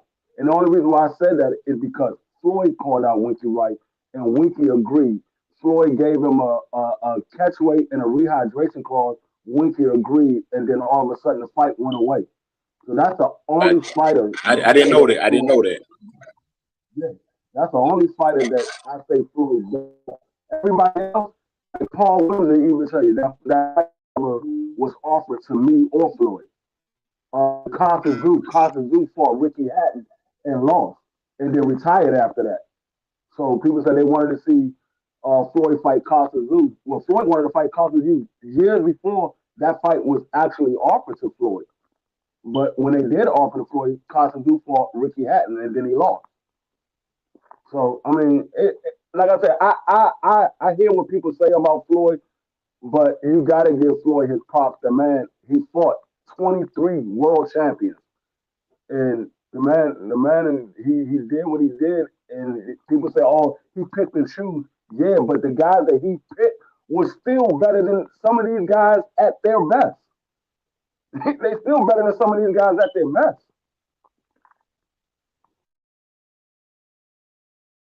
Nah, in fact, I think that just goes to show from the schooling that Hold they on, came coach. from. Go ahead, brother. I seen you I had a want you to comment on the I screen. want you to cook, coach. Nah, cook, coach. And shout out to my brother BVO pulling up. Go ahead, cook, coach. Nah, he cool. Like you said, that just goes to the show, to the talent pool. And we even saying that today. I think those guys back then, they were a lot better fighters, man. They came from a better school of training. So those guys were, top competition back then. And in comparison to some of these guys today, now we do have special guys today. Don't get it twisted. But most of the guys that you see that are good today come from that old school training, or somebody who's able to capture that old school. Like even with Devin training with Mickey Bay. Well, Mickey Bay got a lot of his stuff from Florida Senior. Look at Bosey. Bosey's 70 years old. He been in the game a long time. Wiley Moses, he been in the game a long time. So these guys that are really good, Bud Crawford, he got 3-4 trainers that been in the game a long time. So most of the guys that's really on the top of the game right now is with these old trainers that been in the game a long time, who got a lot of wisdom and a lot of knowledge. But like as far as Floyd, yeah, Floyd did his thing. Like I didn't know that about Winky. I know they wanted him to fight Sergio Martinez at one time when Sergio was rising. But he was on the come up, and they were like, "Hey," they were just trying to find anybody to beat Floyd. You know what I mean? They think, "Man, we got to find somebody to beat this dude." You know what I mean? Put him in there with Sergio, but they were like, "Well, nah." Floyd Senior was like, "Nah, Sergio too big."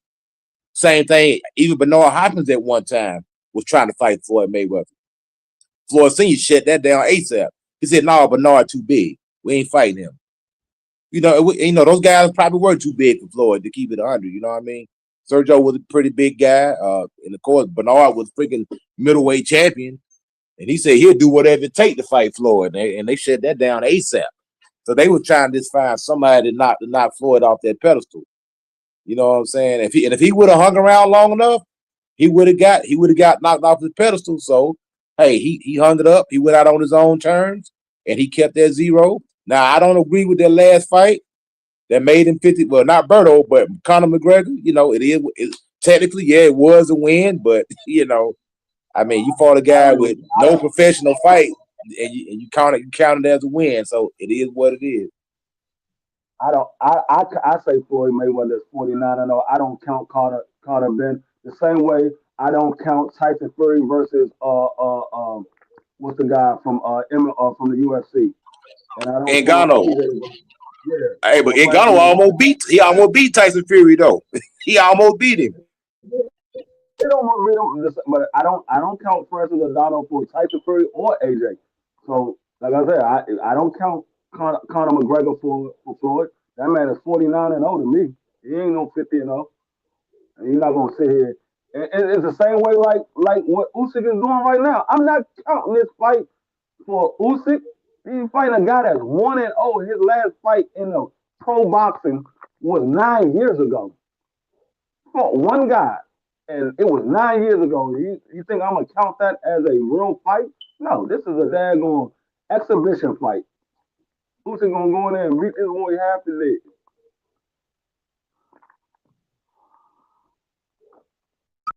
Yo, I seen Abdullah Mason and Keyshawn had a little altercation. I mean, I kind of see what Keyshawn doing, but now he kind of just like, I don't know if he's doing too much or he just having fun. Cause Keyshawn all over the place, man. Like he Bit of just both. pulling up on everybody. He may just be having That fun. man, all over the place. Yeah, He's because he's definitely not going all to over the place. 135. This man, I don't see him. I don't see him actually making a fight at 40. You saying you want Devin Haney or whatever. Well, if you can't get that fight right now, why you're not fighting somebody else at 47? Why you expecting to get the champion when you're not a champion right now? You're an interim title holder, but you expect to get a fight with Devin Haney right now. Now, if Devin give it to you, so be it. That's Devin prerogative. But I don't expect you to be able to get that fight just because you say you want that fight with Devin Haney. You're not fighting nobody at 47. In that case, anybody can do it, and they deserve to fight. I was like, nah, I didn't hear this man call out not a single champion at 140. I know he's not gonna fight Shakur, so you're the WBO interim title holder at 40. Shakur is the WBO champion. You're not fighting Shakur. Why not call out Antoine? Why not call out Dalton Smith? Why not call out Africa? Why you ain't calling out one of those guys? Yeah, I think Africa. I think he done Yeah, at let me 140, man. I think Africa yeah, finished at Africa. 140. Yeah, I would hope so, coach. I talked about it. I, Yeah, I I want definitely. I want Keyshawn to put Teofimo out of business, man. Go ahead and put him out of business. I know Shakur already beat him up, but you go on out there and just go ahead and knock him out. Go and put him out of commission, man. But see, that's not even a fight that we know Tio's not gonna take that fight right now, coach.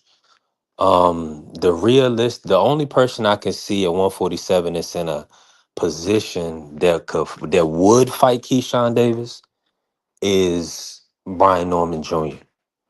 I know See, for a fact Brian Norman Jr. take that fight.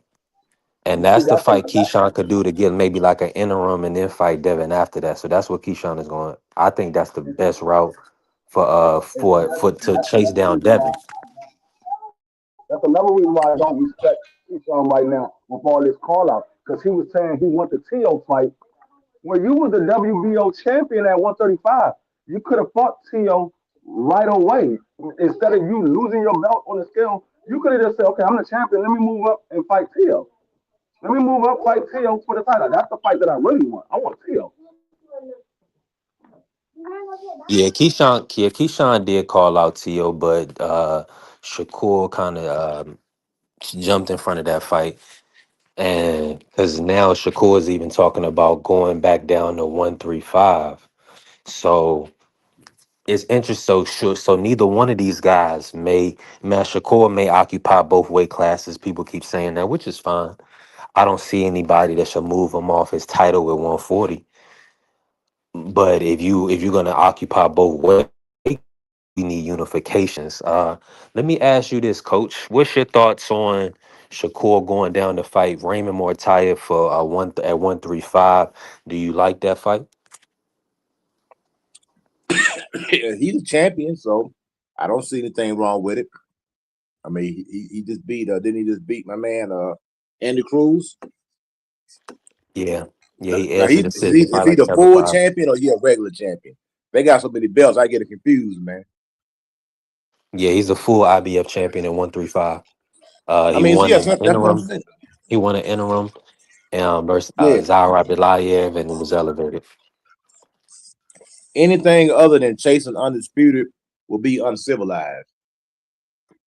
As far if you Shakur, if you really want to solidify yourself, if you want to follow in your big brother's footpath, shoes, Bud Crawford, you need to be doing the thing that Bud Crawford was doing, and that was unifying divisions, cleaning out the division, whether it was fighting one person or getting them all at one time, or going through and just knocking off each champion. And right now, Shakur's in the position to do that, to go fight each champion and collect those belts. Now, if you're going to campaign between two divisions, I think you should be fighting all champions if that's what you want to do. But he's a young guy. He might fight a champion, then have, a mediocre touch, then fight another champion and have a mediocre touch, which is not out of the norm because a lot of times you can't get all the champions because they may have other obligations. They may have be lined up to fight somebody else. So you can't get all the guys that you want unless you got so much money that you make them guys an offer they can't refuse, and you paying them other guys step aside money so you can get that opportunity. Now I don't know if Eddie Hearn is willing to put that type of money into these fighters because he's saying like right now these fighters really are not loyal to promoters, and I can say the promoters have not been loyal to the fighters either because you lose a couple fights, the promoter will drop you.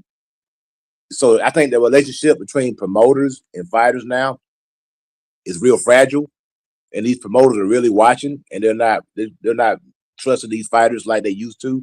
Back in the day when they had all the chips in their hands, they seen that the fighters now have a little bit more leverage than they had in the past. So I can't see Eddie Hearn really sinking a lot of money into Shakur if he can't get his money back. Because at the end of the day, that's what it's all about. Whatever money I put into you, can I get that money back? If I can't get that money back, I'm not gonna put it into you. You know what I mean? Nah, absolutely. Absolutely. And shout out to everybody in the building. Make sure you tap the like button, follow the channel, help the channel grow. We are growing.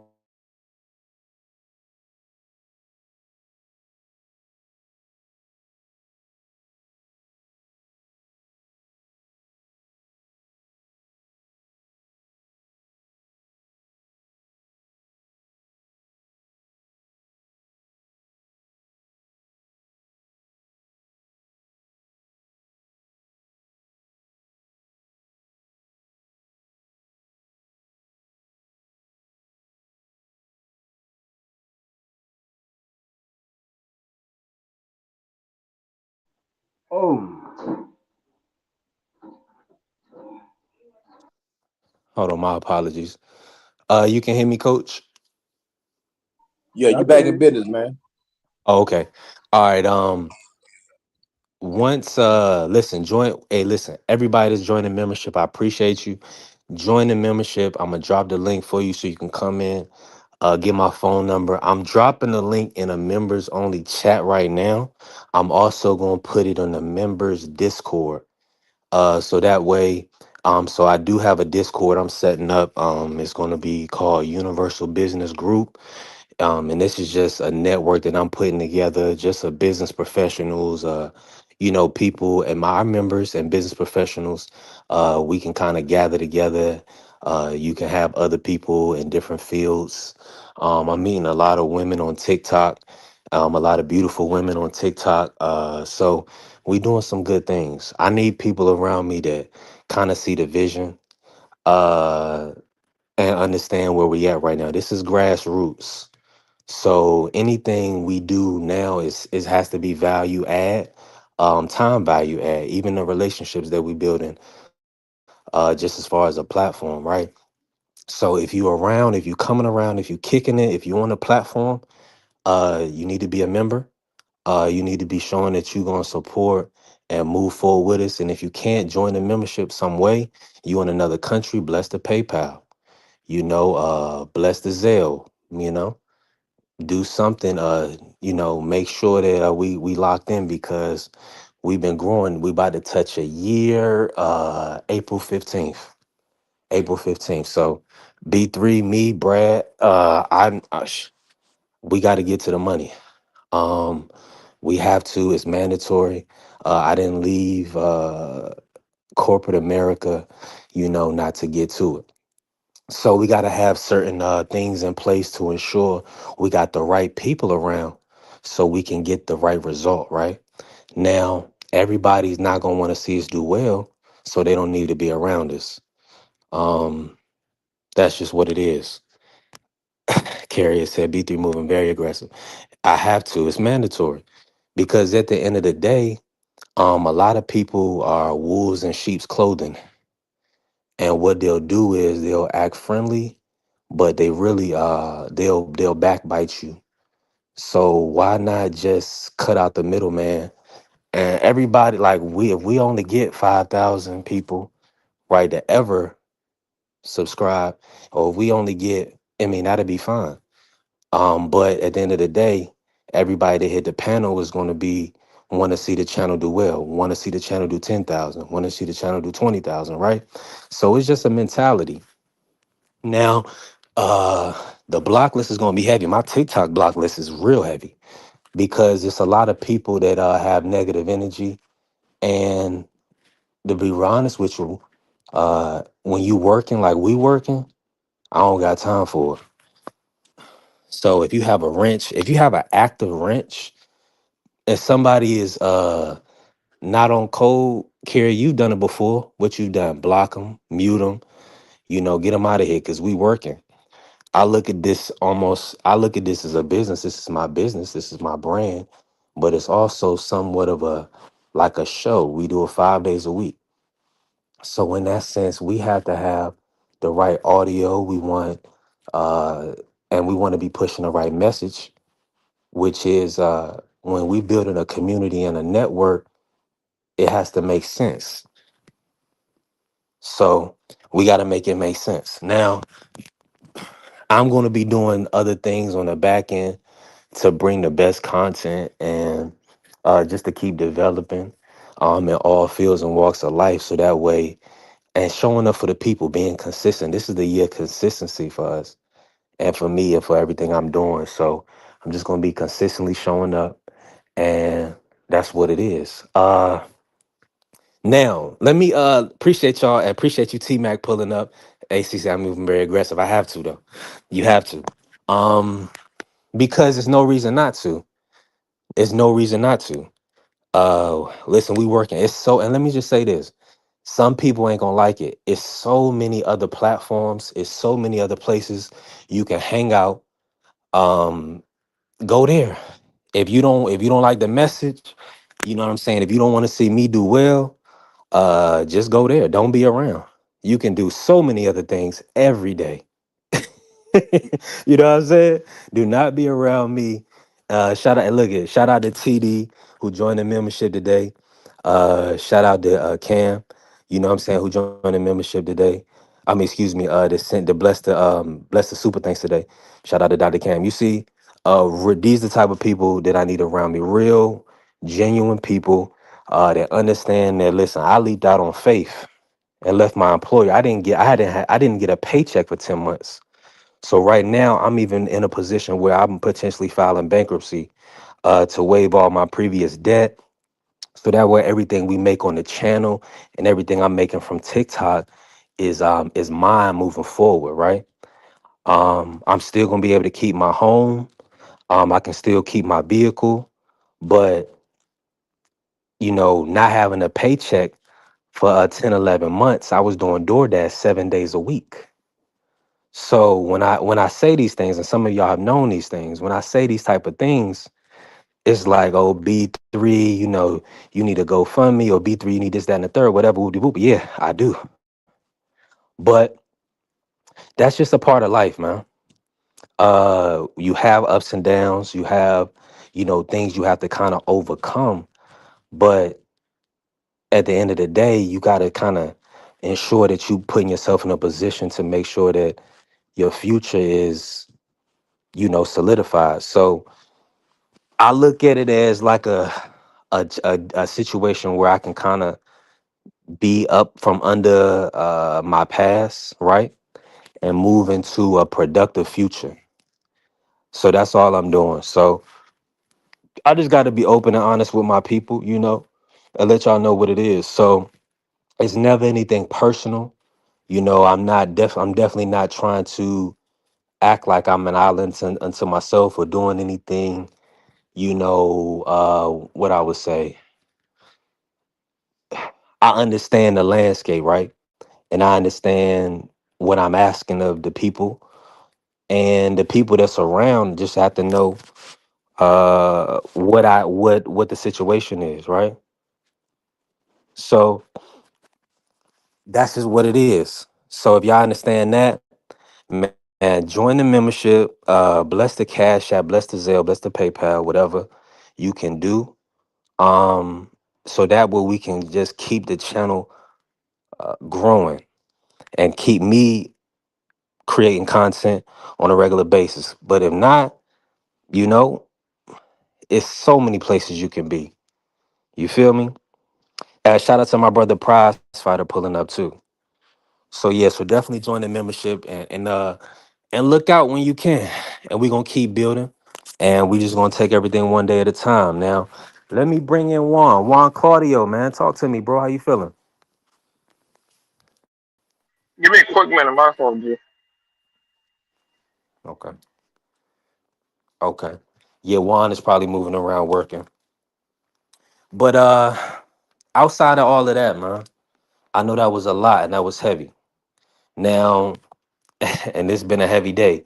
All day earlier, we was talking about domestic violence on TikTok, and you know, so it's definitely been a lot going on. It's been a lot of conversations today. Yeah, appreciate my brother Prize Fighter. That's what I'm talking about. It's one click for all you iPhone users. Is one click away. We do it all the time, every day. You know what I'm saying? Now, I wanted it to be 5 as the lowest. TikTok had to get their cut. They made it 7. So if you can do it, please do it. I appreciate it. Hey, listen, you have not because you ask not. You gotta be real with yourself. You feel me? So I appreciate my brother Prize, man, making sure the channel is growing. And helping push forward. Hold on, let me.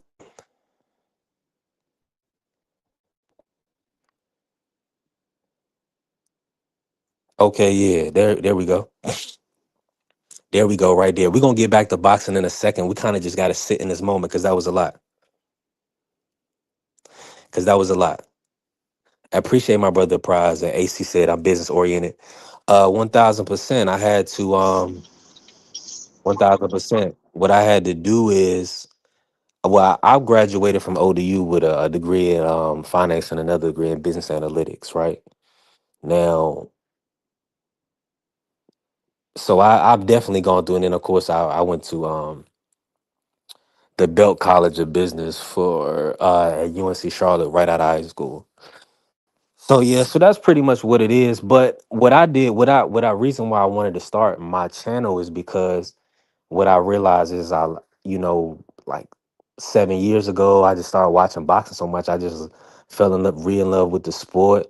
Of course, I watched it as a kid, but and having the experiences and of just like watching all of the communities that are grown, it's a phenomenal thing. Like in business, all of these companies, all of these corporations, the people are funnel are people the people that support or patronize their product is the reason that they're successful.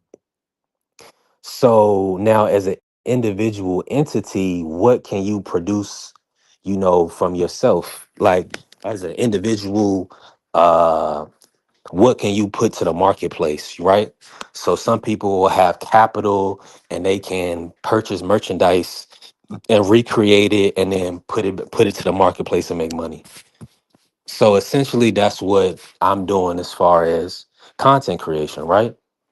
But the thing about it is that you have to control the space and make sure that you kind of have everything centered around, okay, the people that understand and patronize the product know that this is what we into, this is what we're doing, and so that's kind of like with TikTok, right?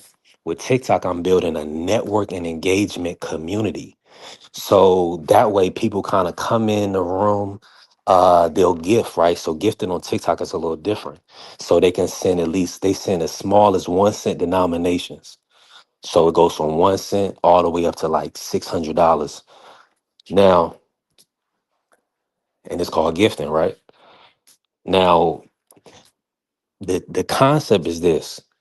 You have to connect with people. People are going to be your best source. So if you're an island or you're a man unto yourself, yeah, you could probably work for somebody and and do that. But connecting with people is the best way to grow and generate revenue for any business, any entity, because the money's going to come from the people. So you have to look at it like that.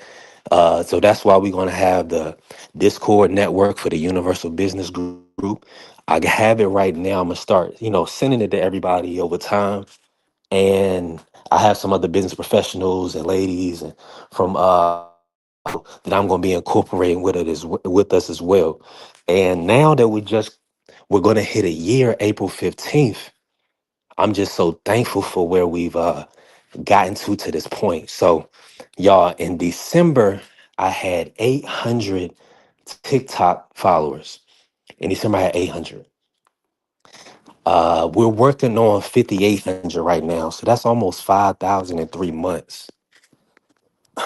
So I've literally been able to uh, no longer have to DoorDash and no longer. So I've been able to do that. So I'm thankful for that.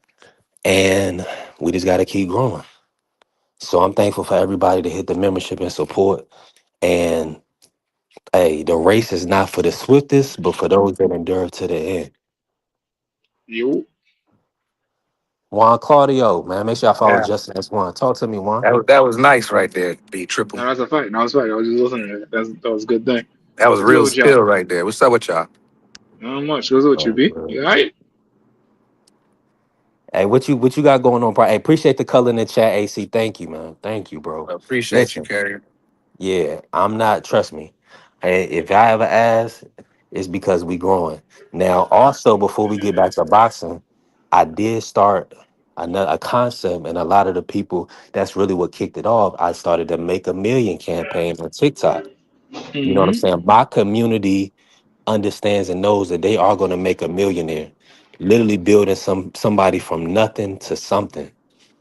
You see what I'm saying? I mean, going from 7 days a week DoorDash. That means you have no money at all. I promise you that.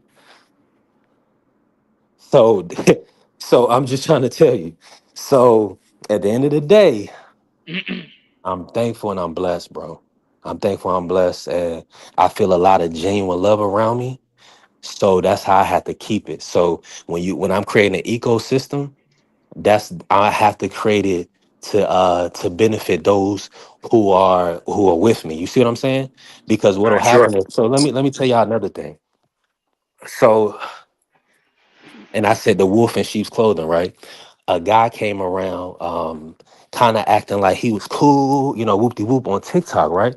So of course, people would come in your rooms on TikTok, and they could send a heart me. So I had a panel, and you know, one of the guys was talking about his birthday was coming up and wanted to go on a trip, right? So of course, I have a travel agent on my team. So of course, she's on the panel too. So like, okay, we're gonna plug in whoop de whoop. But I'm just letting them know, like, I'm not going on a trip with y'all. Like, I don't know y'all. This is TikTok, right? I just got everything going. Like, I'm not about to go on a trip with y'all, right? So long story short, he goes and talks to the travel agent. Whoop, whoop, whoop. Maybe they gonna set it up. I didn't, try to stop her business, because if she gonna set up a trip for somebody, that's her business, right? So long story short, they connect, right? Now they fall out because the dude is obsessed with me. So he's telling her, what he got on me? He just light skinned. He ain't, what he got, and then so he has Indian jealousy within him, right? Now, keep in mind, this is somebody that just random grown man from somewhere else, right?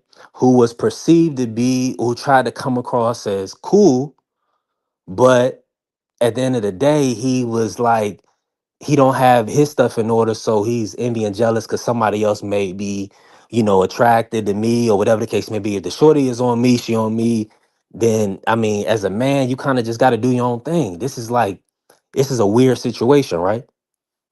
So I said all that to say this.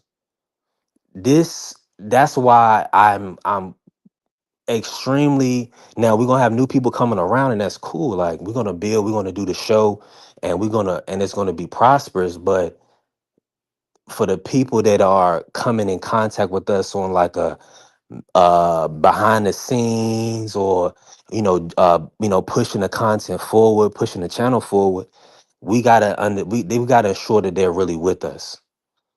It's just that simple. I don't understand. I mean, I hope that's understandable, and everybody that comes around can get with it. You know what I mean? I hope y'all can get with it and understand where I'm coming from, because everybody doesn't want to see you do well. And a lot of people that not raised right, and a lot of people don't have the spirit of Christ within them. So you have to ensure that and listen, I may even have to start praying on all the lives. Really, Dub is doing a good job behind the scenes. He's doing like a Bible study behind the scenes, where they're working in behind the scenes, right? But on TikTok, I pray at the end of every live, the ladies love it, right? It uplifts their spirit. Now, if you have a certain type of person around, a certain type of people around you, you can't do those things. So I'm gonna say that. So that's why I want to get back to boxing. I want the fellas to cook on that. But yeah, everybody don't want to see you do well. So I mean, when you building something, and this is grassroots, so that's why I'm implementing stuff now, y'all, is because we only at, well, I got 5,800 on TikTok, about another 500 maybe on IG, and we got another, almost 600 on YT, right? That's a very minute. That's a very small. Out of in content creation, we know we're small, but we're mighty, right? So what you have to do is what I'm trying to do is respectfully, right? Is get the right people around us. Everybody not gonna like you, and everybody not gonna want to see you do well. Uh, Now this not see. I respect everybody else that does content the way they do it, and they building the communities the way they want to build them, right? We gonna do things a little bit differently over here because I'm a little different. I really don't want the cursing on the channel and the platform because I'm trying to grow it to a point where people can sit and relax and have a good time, and they don't have to turn it off because mom deuce walk in, or their partner like what's going on, or the children like, man, what's all that cursing for?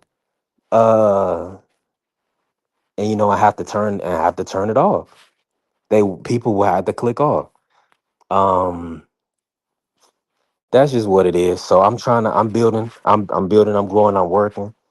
Y'all know this is a grind, so I'm thankful for everybody that's staying locked in and super supportive, man. Even AC with the color in the chat, $2. Hey, listen, that's a big deal. When somebody blesses you and sows a seed into your life, that's a big deal. You cannot take that for granted. So, man, I'm extremely thankful. I'm working on a podcast kind of setup. I done made a purchase to get like I'm gonna do the back wall in my spot. So it's like my sunroom area. It's not gonna be perfect and ideal, but it's for this season. So I'm gonna show y'all when the time is right. But I definitely bought the equipment and some of the stuff. So we're gonna get it all squared away, and we're gonna keep building. Yeah, left hand Manny, what's happening? That's my guy Southpaw, man. Appreciate you, bro. Appreciate you pulling up. Salute, family. Hey, all right, who in the building with me? Y'all talk to me, man. You know, Let me. I'm proud of you, B3. I watch you build, bro. I support your grind. You already know we have personal conversations, Yeah, and you already know if it's that serious, just hit me.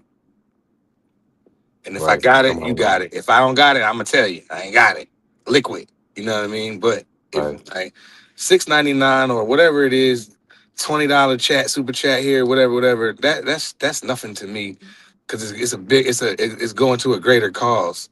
How you know that man? This man like he might be a walking millionaire in a couple of years. He gonna remember, my man Prize or this one or that one. You know what I mean? So you gotta watch. And when you connect with like energies, when y'all energies collide, man, you can do great things together. Especially if somebody, like he said, cats don't be wanting people to win. Like I want you to win. Like a lot of my brothers, they know how I get down. They know I want them to win. Or I wouldn't support them. I would just show up and talk ish in their chat. At least do something like monthly, $10, $5 a day, whatever you can. It all goes to a good cause. It's all for something good, something cool, something dope. You feel me? So I can Man, dig. listen, it's for, well, and a few things. It's in pertaining to the boxing channel. It's a place where we can come and kick it, but ultimately, it's helping a guy change his life. Now, the TikTok, maybe I'm on camera, like the women, they see the value in it from a different perspective, right? So they are super understanding of it, but that's really what it comes down to. This is B3 Picks TV. At the end of the day, you have to be a fan of B3 and or want to see me do well in life. It's just that simple. Like, um a supporter, right? If you got to want to see the channel do well. These are just really small things. That's what I'm saying. When I started the channel, the gentlemen know, they say, listen, I want everybody that's more seasoned, have more years of life, to speak first, man, so that the young people can kind of play off of what they saying and kind Appreciate of you, get Carrier. more understanding. And Prize is a good brother, 1,000%. I'm definitely not a And millionaire, but I appreciate. I'll take it. I'll accept it. yeah, but see you working, you grind. But Oh, the for thing, sure. but I just wanted to set some certain parameters, like about kind of how to be examples, right?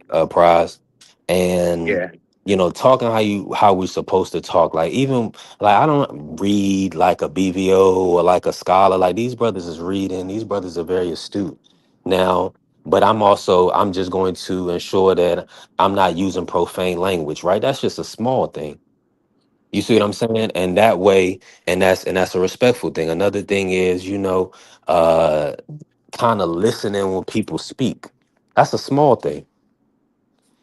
Being present, man. If you can't listen to what Prize is saying, what Juan is saying, Coach D Free or B3 is saying, click off, jump off the panel, come back. You see what I'm saying? But everybody is important. You got to know your worth, right? What God has for you is for you. You just got to. That's just what it is. And like you saying, set them parameters to life. And another thing is, it's a lot of young people that really there's no discipline and structure set before them, right? They don't see it. So if they can say, okay, well, I have an example of somebody that at least is showing is disciplined and structuring his life in the right way, then that's somebody that I can, at least look at as maybe somebody that can I can use something, from their arsenal of what they doing. I can implement that to me. So you always want to kind of look to the people that's done it that came before you, right? Because that's how you gauge the pitfalls, and you don't have to make every mistake. You gonna make some, right? But you can't be a man unto yourself, and you got to use the right resources around you, the right people around you. So that's why you'll see that the people that are supposed to be around is going to be around, and that's just how I have to set it up at this point, because now it's serious. It's not a game. yeah. So I mean, that's just what it is. It's We like, well, work. hey, it's not a We put game. in a lot of Not work a to get game. monetized, bro. Well, yeah, You was on here for hours. We all was what we all. That's how you got to attack it. You know what I mean? doing, As a but group, but not only that, doing 7 and 8 hour days on doing DoorDash at the same time. So that's what I'm saying. That was yeah, that was definitely a grind, that's and grinding. but I'm thankful. I'm thankful. That's why now we got the monetization. It's been 3 weeks now, so we just got to kind of keep pushing forward in the right way. Yeah, And what and look, aggressive. What like Carrier said, he aggressive, but Marky got that aggressively drop, like the African drop. I need that aggressively. he Marky said, got my he guy. said, jump into it. We ain't seen Marky on the platform in a while. Shout out to my brother Mark. Mark know that I don't want, for lack of a better term, a whole lot of monkey business on the show. Yeah, Respectfully. And I say that respectfully, right? When I say that, I'm saying uh communication is detrimental to growth. I don't want that on the show. We got too many yes, astute. We have too many astute minds. We have too many educated individuals, um, people with so much life and so much to give, to clown around. I'm. This is the environment I want to say is just one that's respectful and professional and honorable. People can come in and just get their spot off. Now, if your speech is not the best, like I'm not going to be on top of you. People come and cook on the panel and they might say the shit, or they might say damn or something like that. Now, that is like, you understand but you understand the platform. So it's probably not going to happen that much, because members going to know what we're trying to do. They're going to try to push us to that goal. yeah, On the Make a Man campaign, like Price said, he want to walk around and see B3 that made some money. You know what I'm yeah, saying? They can actually start a family. A brother can't even start a family. I don't even want to start a family. yeah, You know what I'm saying? So help a brother at least do that. Can yeah. you? Is that I something got you, you Doug. can? You And already that's know what something it that y'all is. can believe in. So I'm a brother trying to do it the right way, walking with my back straight, right? It's people out here doing sick stuff for money. Sick stuff. And I'm just here trying to build a network in the community the right way, God's way, And y'all know what I'm into. I had the shorties on here at the start of the show. Everybody can go back. We had the baddies on, but I had to make some adjustments. I had to, realize that that wasn't the way. I showed my mother, she was like, "Oh, so you objectifying women." No. Now hold on. Only thing I'm gonna say is this. Everybody has a difference of opinion, right? Now, all I have to do is say, okay, what is our brand gonna be on B3 Picks TV? So it's not about what's right or what's wrong. It's just about what we gonna do in here, you know. So we want people from all walks of life to be able to come in here and have a good show, have a good time. We don't want people feeling any type of poor energy, right? Distasteful energy. People who use words like misogyny or whatever, right? We ain't doing all that because we don't have enough time. We only here for a small period of time of the day. The rest of the day we got real things to do, bills to pay, people to cook for, stuff like that. You know what I'm saying? So Sure. when we in here, we ain't here to be I don't know, separating ourselves from anybody at any time. Now, people gonna come in and get maybe some real conversations, whatever. Whoop de whoop. You may, get upset or whoop de whoop over time, but that's not our intent and our goal as a channel. We trying to fellowship with one another and just network and have a good platform to help us get through our workday, right? You know what I mean? That's pretty much it, man. But that's pretty much, and y'all know I'm super thankful. I'm super thankful and blessed everybody that showed up and helped us put those watch hours in. That was fire. That was extremely fire. So I'm thankful for that. And we're gonna keep building. We working.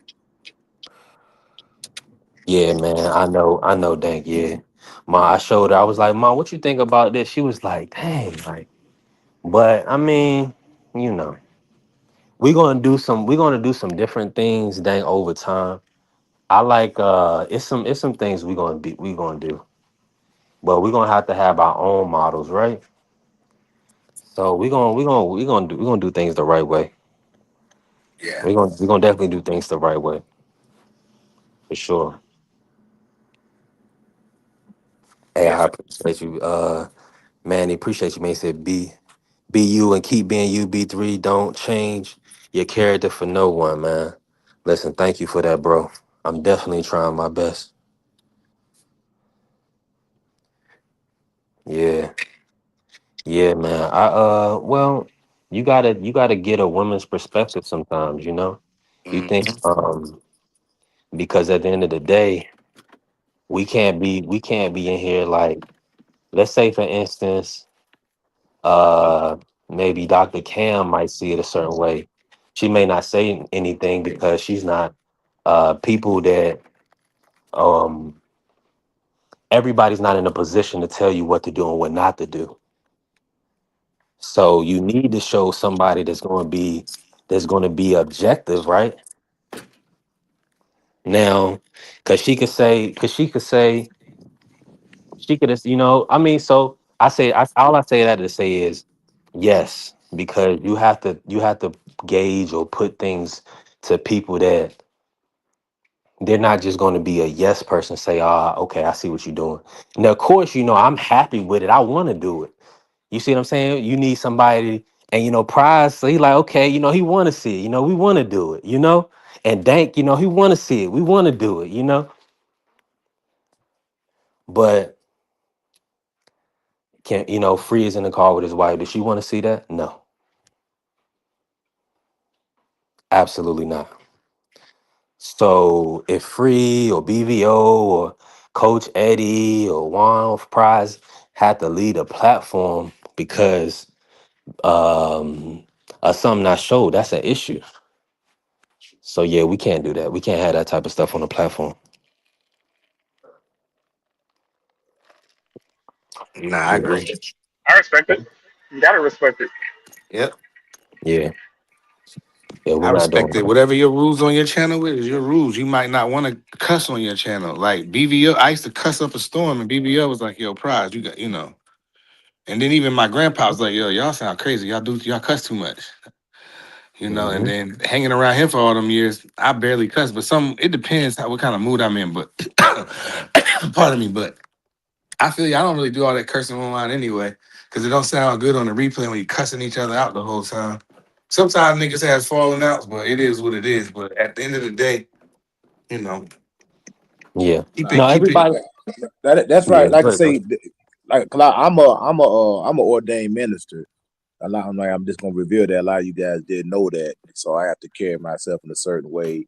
Mhm. And I had to put off the old conversation concerning the new man now that God has created me a new creature, and all things is past and is under the blood. So I must carry myself a certain way. 'Cause I want to be an ambassador for Christ. I don't want to be a castaway. That my testimony, may be ruined. So I think God put people together for certain reasons, and the connection right here. I genuinely feel a connection here, even with I look at B3 as a young brother in Christ, 30 years old. He's going to be bombarded by temptations. Be careful with women. I'm going to tell you that right now. Uh, they come good, but sometimes the devil dress up in the dress, and everything that look good ain't good, and everything that shine ain't gold. So like I said, when you surround yourself with a lot of women, you surround yourself with a lot of temptation, and you can fall into Everything that glitter ain't gold. exactly, Basically. yeah, you can fall into temptation sometime because sexual sin, that's the number one thing that'll ruin a man's downfall, because you're sinning against your own body. I'm not accusing you of anything. I'm not saying anything. I know your situation. I'm just telling you that being around women, that can take man somewhere he shouldn't be, and you can get a lot of drama, unnecessary drama, and heartache and pain by dealing with that. But I'm Yeah, happy for you, man. You know what I'm saying? You seem with like you. a good guy. I appreciate you, coach. And you right on point. Everything you're saying now. And in my experience, like what I'm doing with TikTok and the women that I'm like kind of putting myself in position with is that proper boundaries. Like, so I'm with you 1,000%, coach. You said everything you're saying is correct. I'm just putting certain safeguards and having proper boundaries because really in business, and like AC said, I got a business mindset. You can't sleep with you can't sleep. Really, you shouldn't be sleeping with any of your business partners, but you definitely can't sleep with all of them. So I have a lot of people around me that kind of genuinely want to see me do well, and they understand that having a relationship with me is not going to be like that. Everybody's not going to be able to do that. That might not be for the shorties that are, what I'm saying, some of them right now. We got some of them that they just not going to be around because they not getting what they want. But in business, you're going to have, I mean, I got married people in my group. So because they know I carry myself respectfully, women can be around me that's married, in a business sense, in a business setting. You see what I'm saying? So I'm extremely thankful for my mentality because I'm not gonna do anything or even say anything that's gonna put me in a position where I can go to New York or Atlanta, or you know what I mean? I'm about to go everywhere.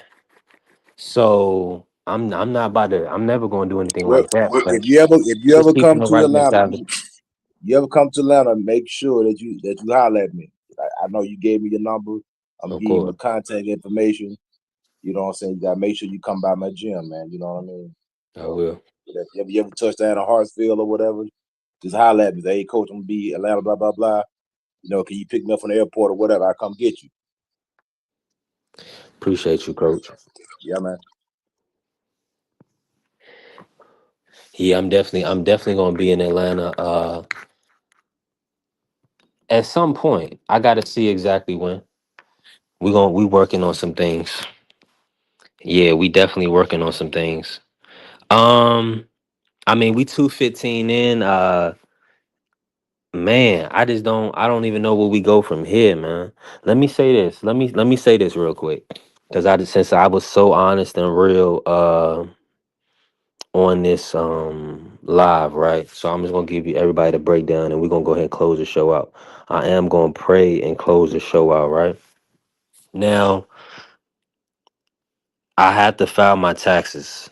I do have to file my 2025 taxes, so I'm gonna go ahead and log off and knock that out. My lawyer wants me to have that done ASAP, so I also have to get some paperwork together. Everything that I made for the last 6 months for TikTok, and DoorDash and Uber Eats, and I had to get some paperwork together right now for my lawyer. Now, with that being said, I had a lot going on last year, and everything is working out well now. Though everything is working out well, and I'm thankful that I do have an avenue to build off of. Right, so I'm blessed by God, and I'm super appreciative. Um, and we're gonna go from there. Let me pray, and we're gonna get last words, man. And I'm just thankful because this is a quaint. That's why I say I love our environment right now because it's quaint, which means we small in numbers, but we mighty. And when two or more together to get in prayer, we can break strongholds and we can build and we can prosper, right? And so I'm extremely thankful for everybody now. Um, Heavenly Father, thank you for your grace, your love, your mercy. Thank you for blessing us to see another day and breathing life into us, gathering us together to fellowship with one another. I just ask that you uplift everybody in their own lives and own searches, situations, their families. Bless them, Lord, that your will be done. And we just ask that you continue to grow and prosper the channel and just help us to continue to build a community and fellowship with one another. In Jesus' name, amen. Amen. Amen, brother. Amen. Amen, brother. Amen. So, uh, final word, anybody, let's, final thoughts. Anybody got anything before we close out? And then we will be back tomorrow. We'll be back. I'm going to do that, handle that tax business. And then we'll be back Thursday, Friday, of course. Yeah, I just want to just add to what you just said. Just tell every man to seek the Lord when he may be found. And our God is faithful and just to forgive us of all our sins, and he will abundantly pardon us. Anything that we done, any transgressions that we have done against him. I just want to lead the show with that. Y'all brothers stay blessed, man. I'll be praying for you. Pray my Amen. strength in the Lord too. Peace. Peace, brothers. Appreciate you, Coach. Appreciate you, Prize. One, You hey, already listen, know what it is, Brody. appreciate you, Prize. Listen, thank everybody in the chat, man. Everybody that blessed us today. Listen, we done had color in the chat every live. Let's go. That means y'all helping us grow. Y'all want to see us do well. Shout out to Dr. Cam. Shout out to TD and Prize locking in the membership today. Shout out to AC in the super chat. I appreciate you, bro. Listen, we got a lot of members now. So now I'm gonna be honest. We're gonna do the April's first raffle. And since we got two new members today, instead of 40, we're gonna do $50. So we're gonna do $50 on the April 1st raffle for our YouTube members. That's just a way to give back, a way to give thanks. I want to give back something. And I know we're just getting started, right? But I do want to start giving back immediately. So that way, we can kind of continue to build momentum, and then we'll have different giveaways. God willing, in the future, we'll have our merch and different things. So, just I appreciate y'all support. And shout out to the Sports on Network. Shout out to my brother BVO, a great brother with a great vision. Also shout out to my brother TD Sports Talk and Dub CDK, Crush the Legend. My brother Juan Prize, Marky Dan. Listen, everybody that I'm connected to, man, I appreciate y'all, man. I appreciate you know who you are. Everybody that's kind of sold into me on this journey. The grind don't stop. We working. We definitely working. And I'm gone. Love. I need money.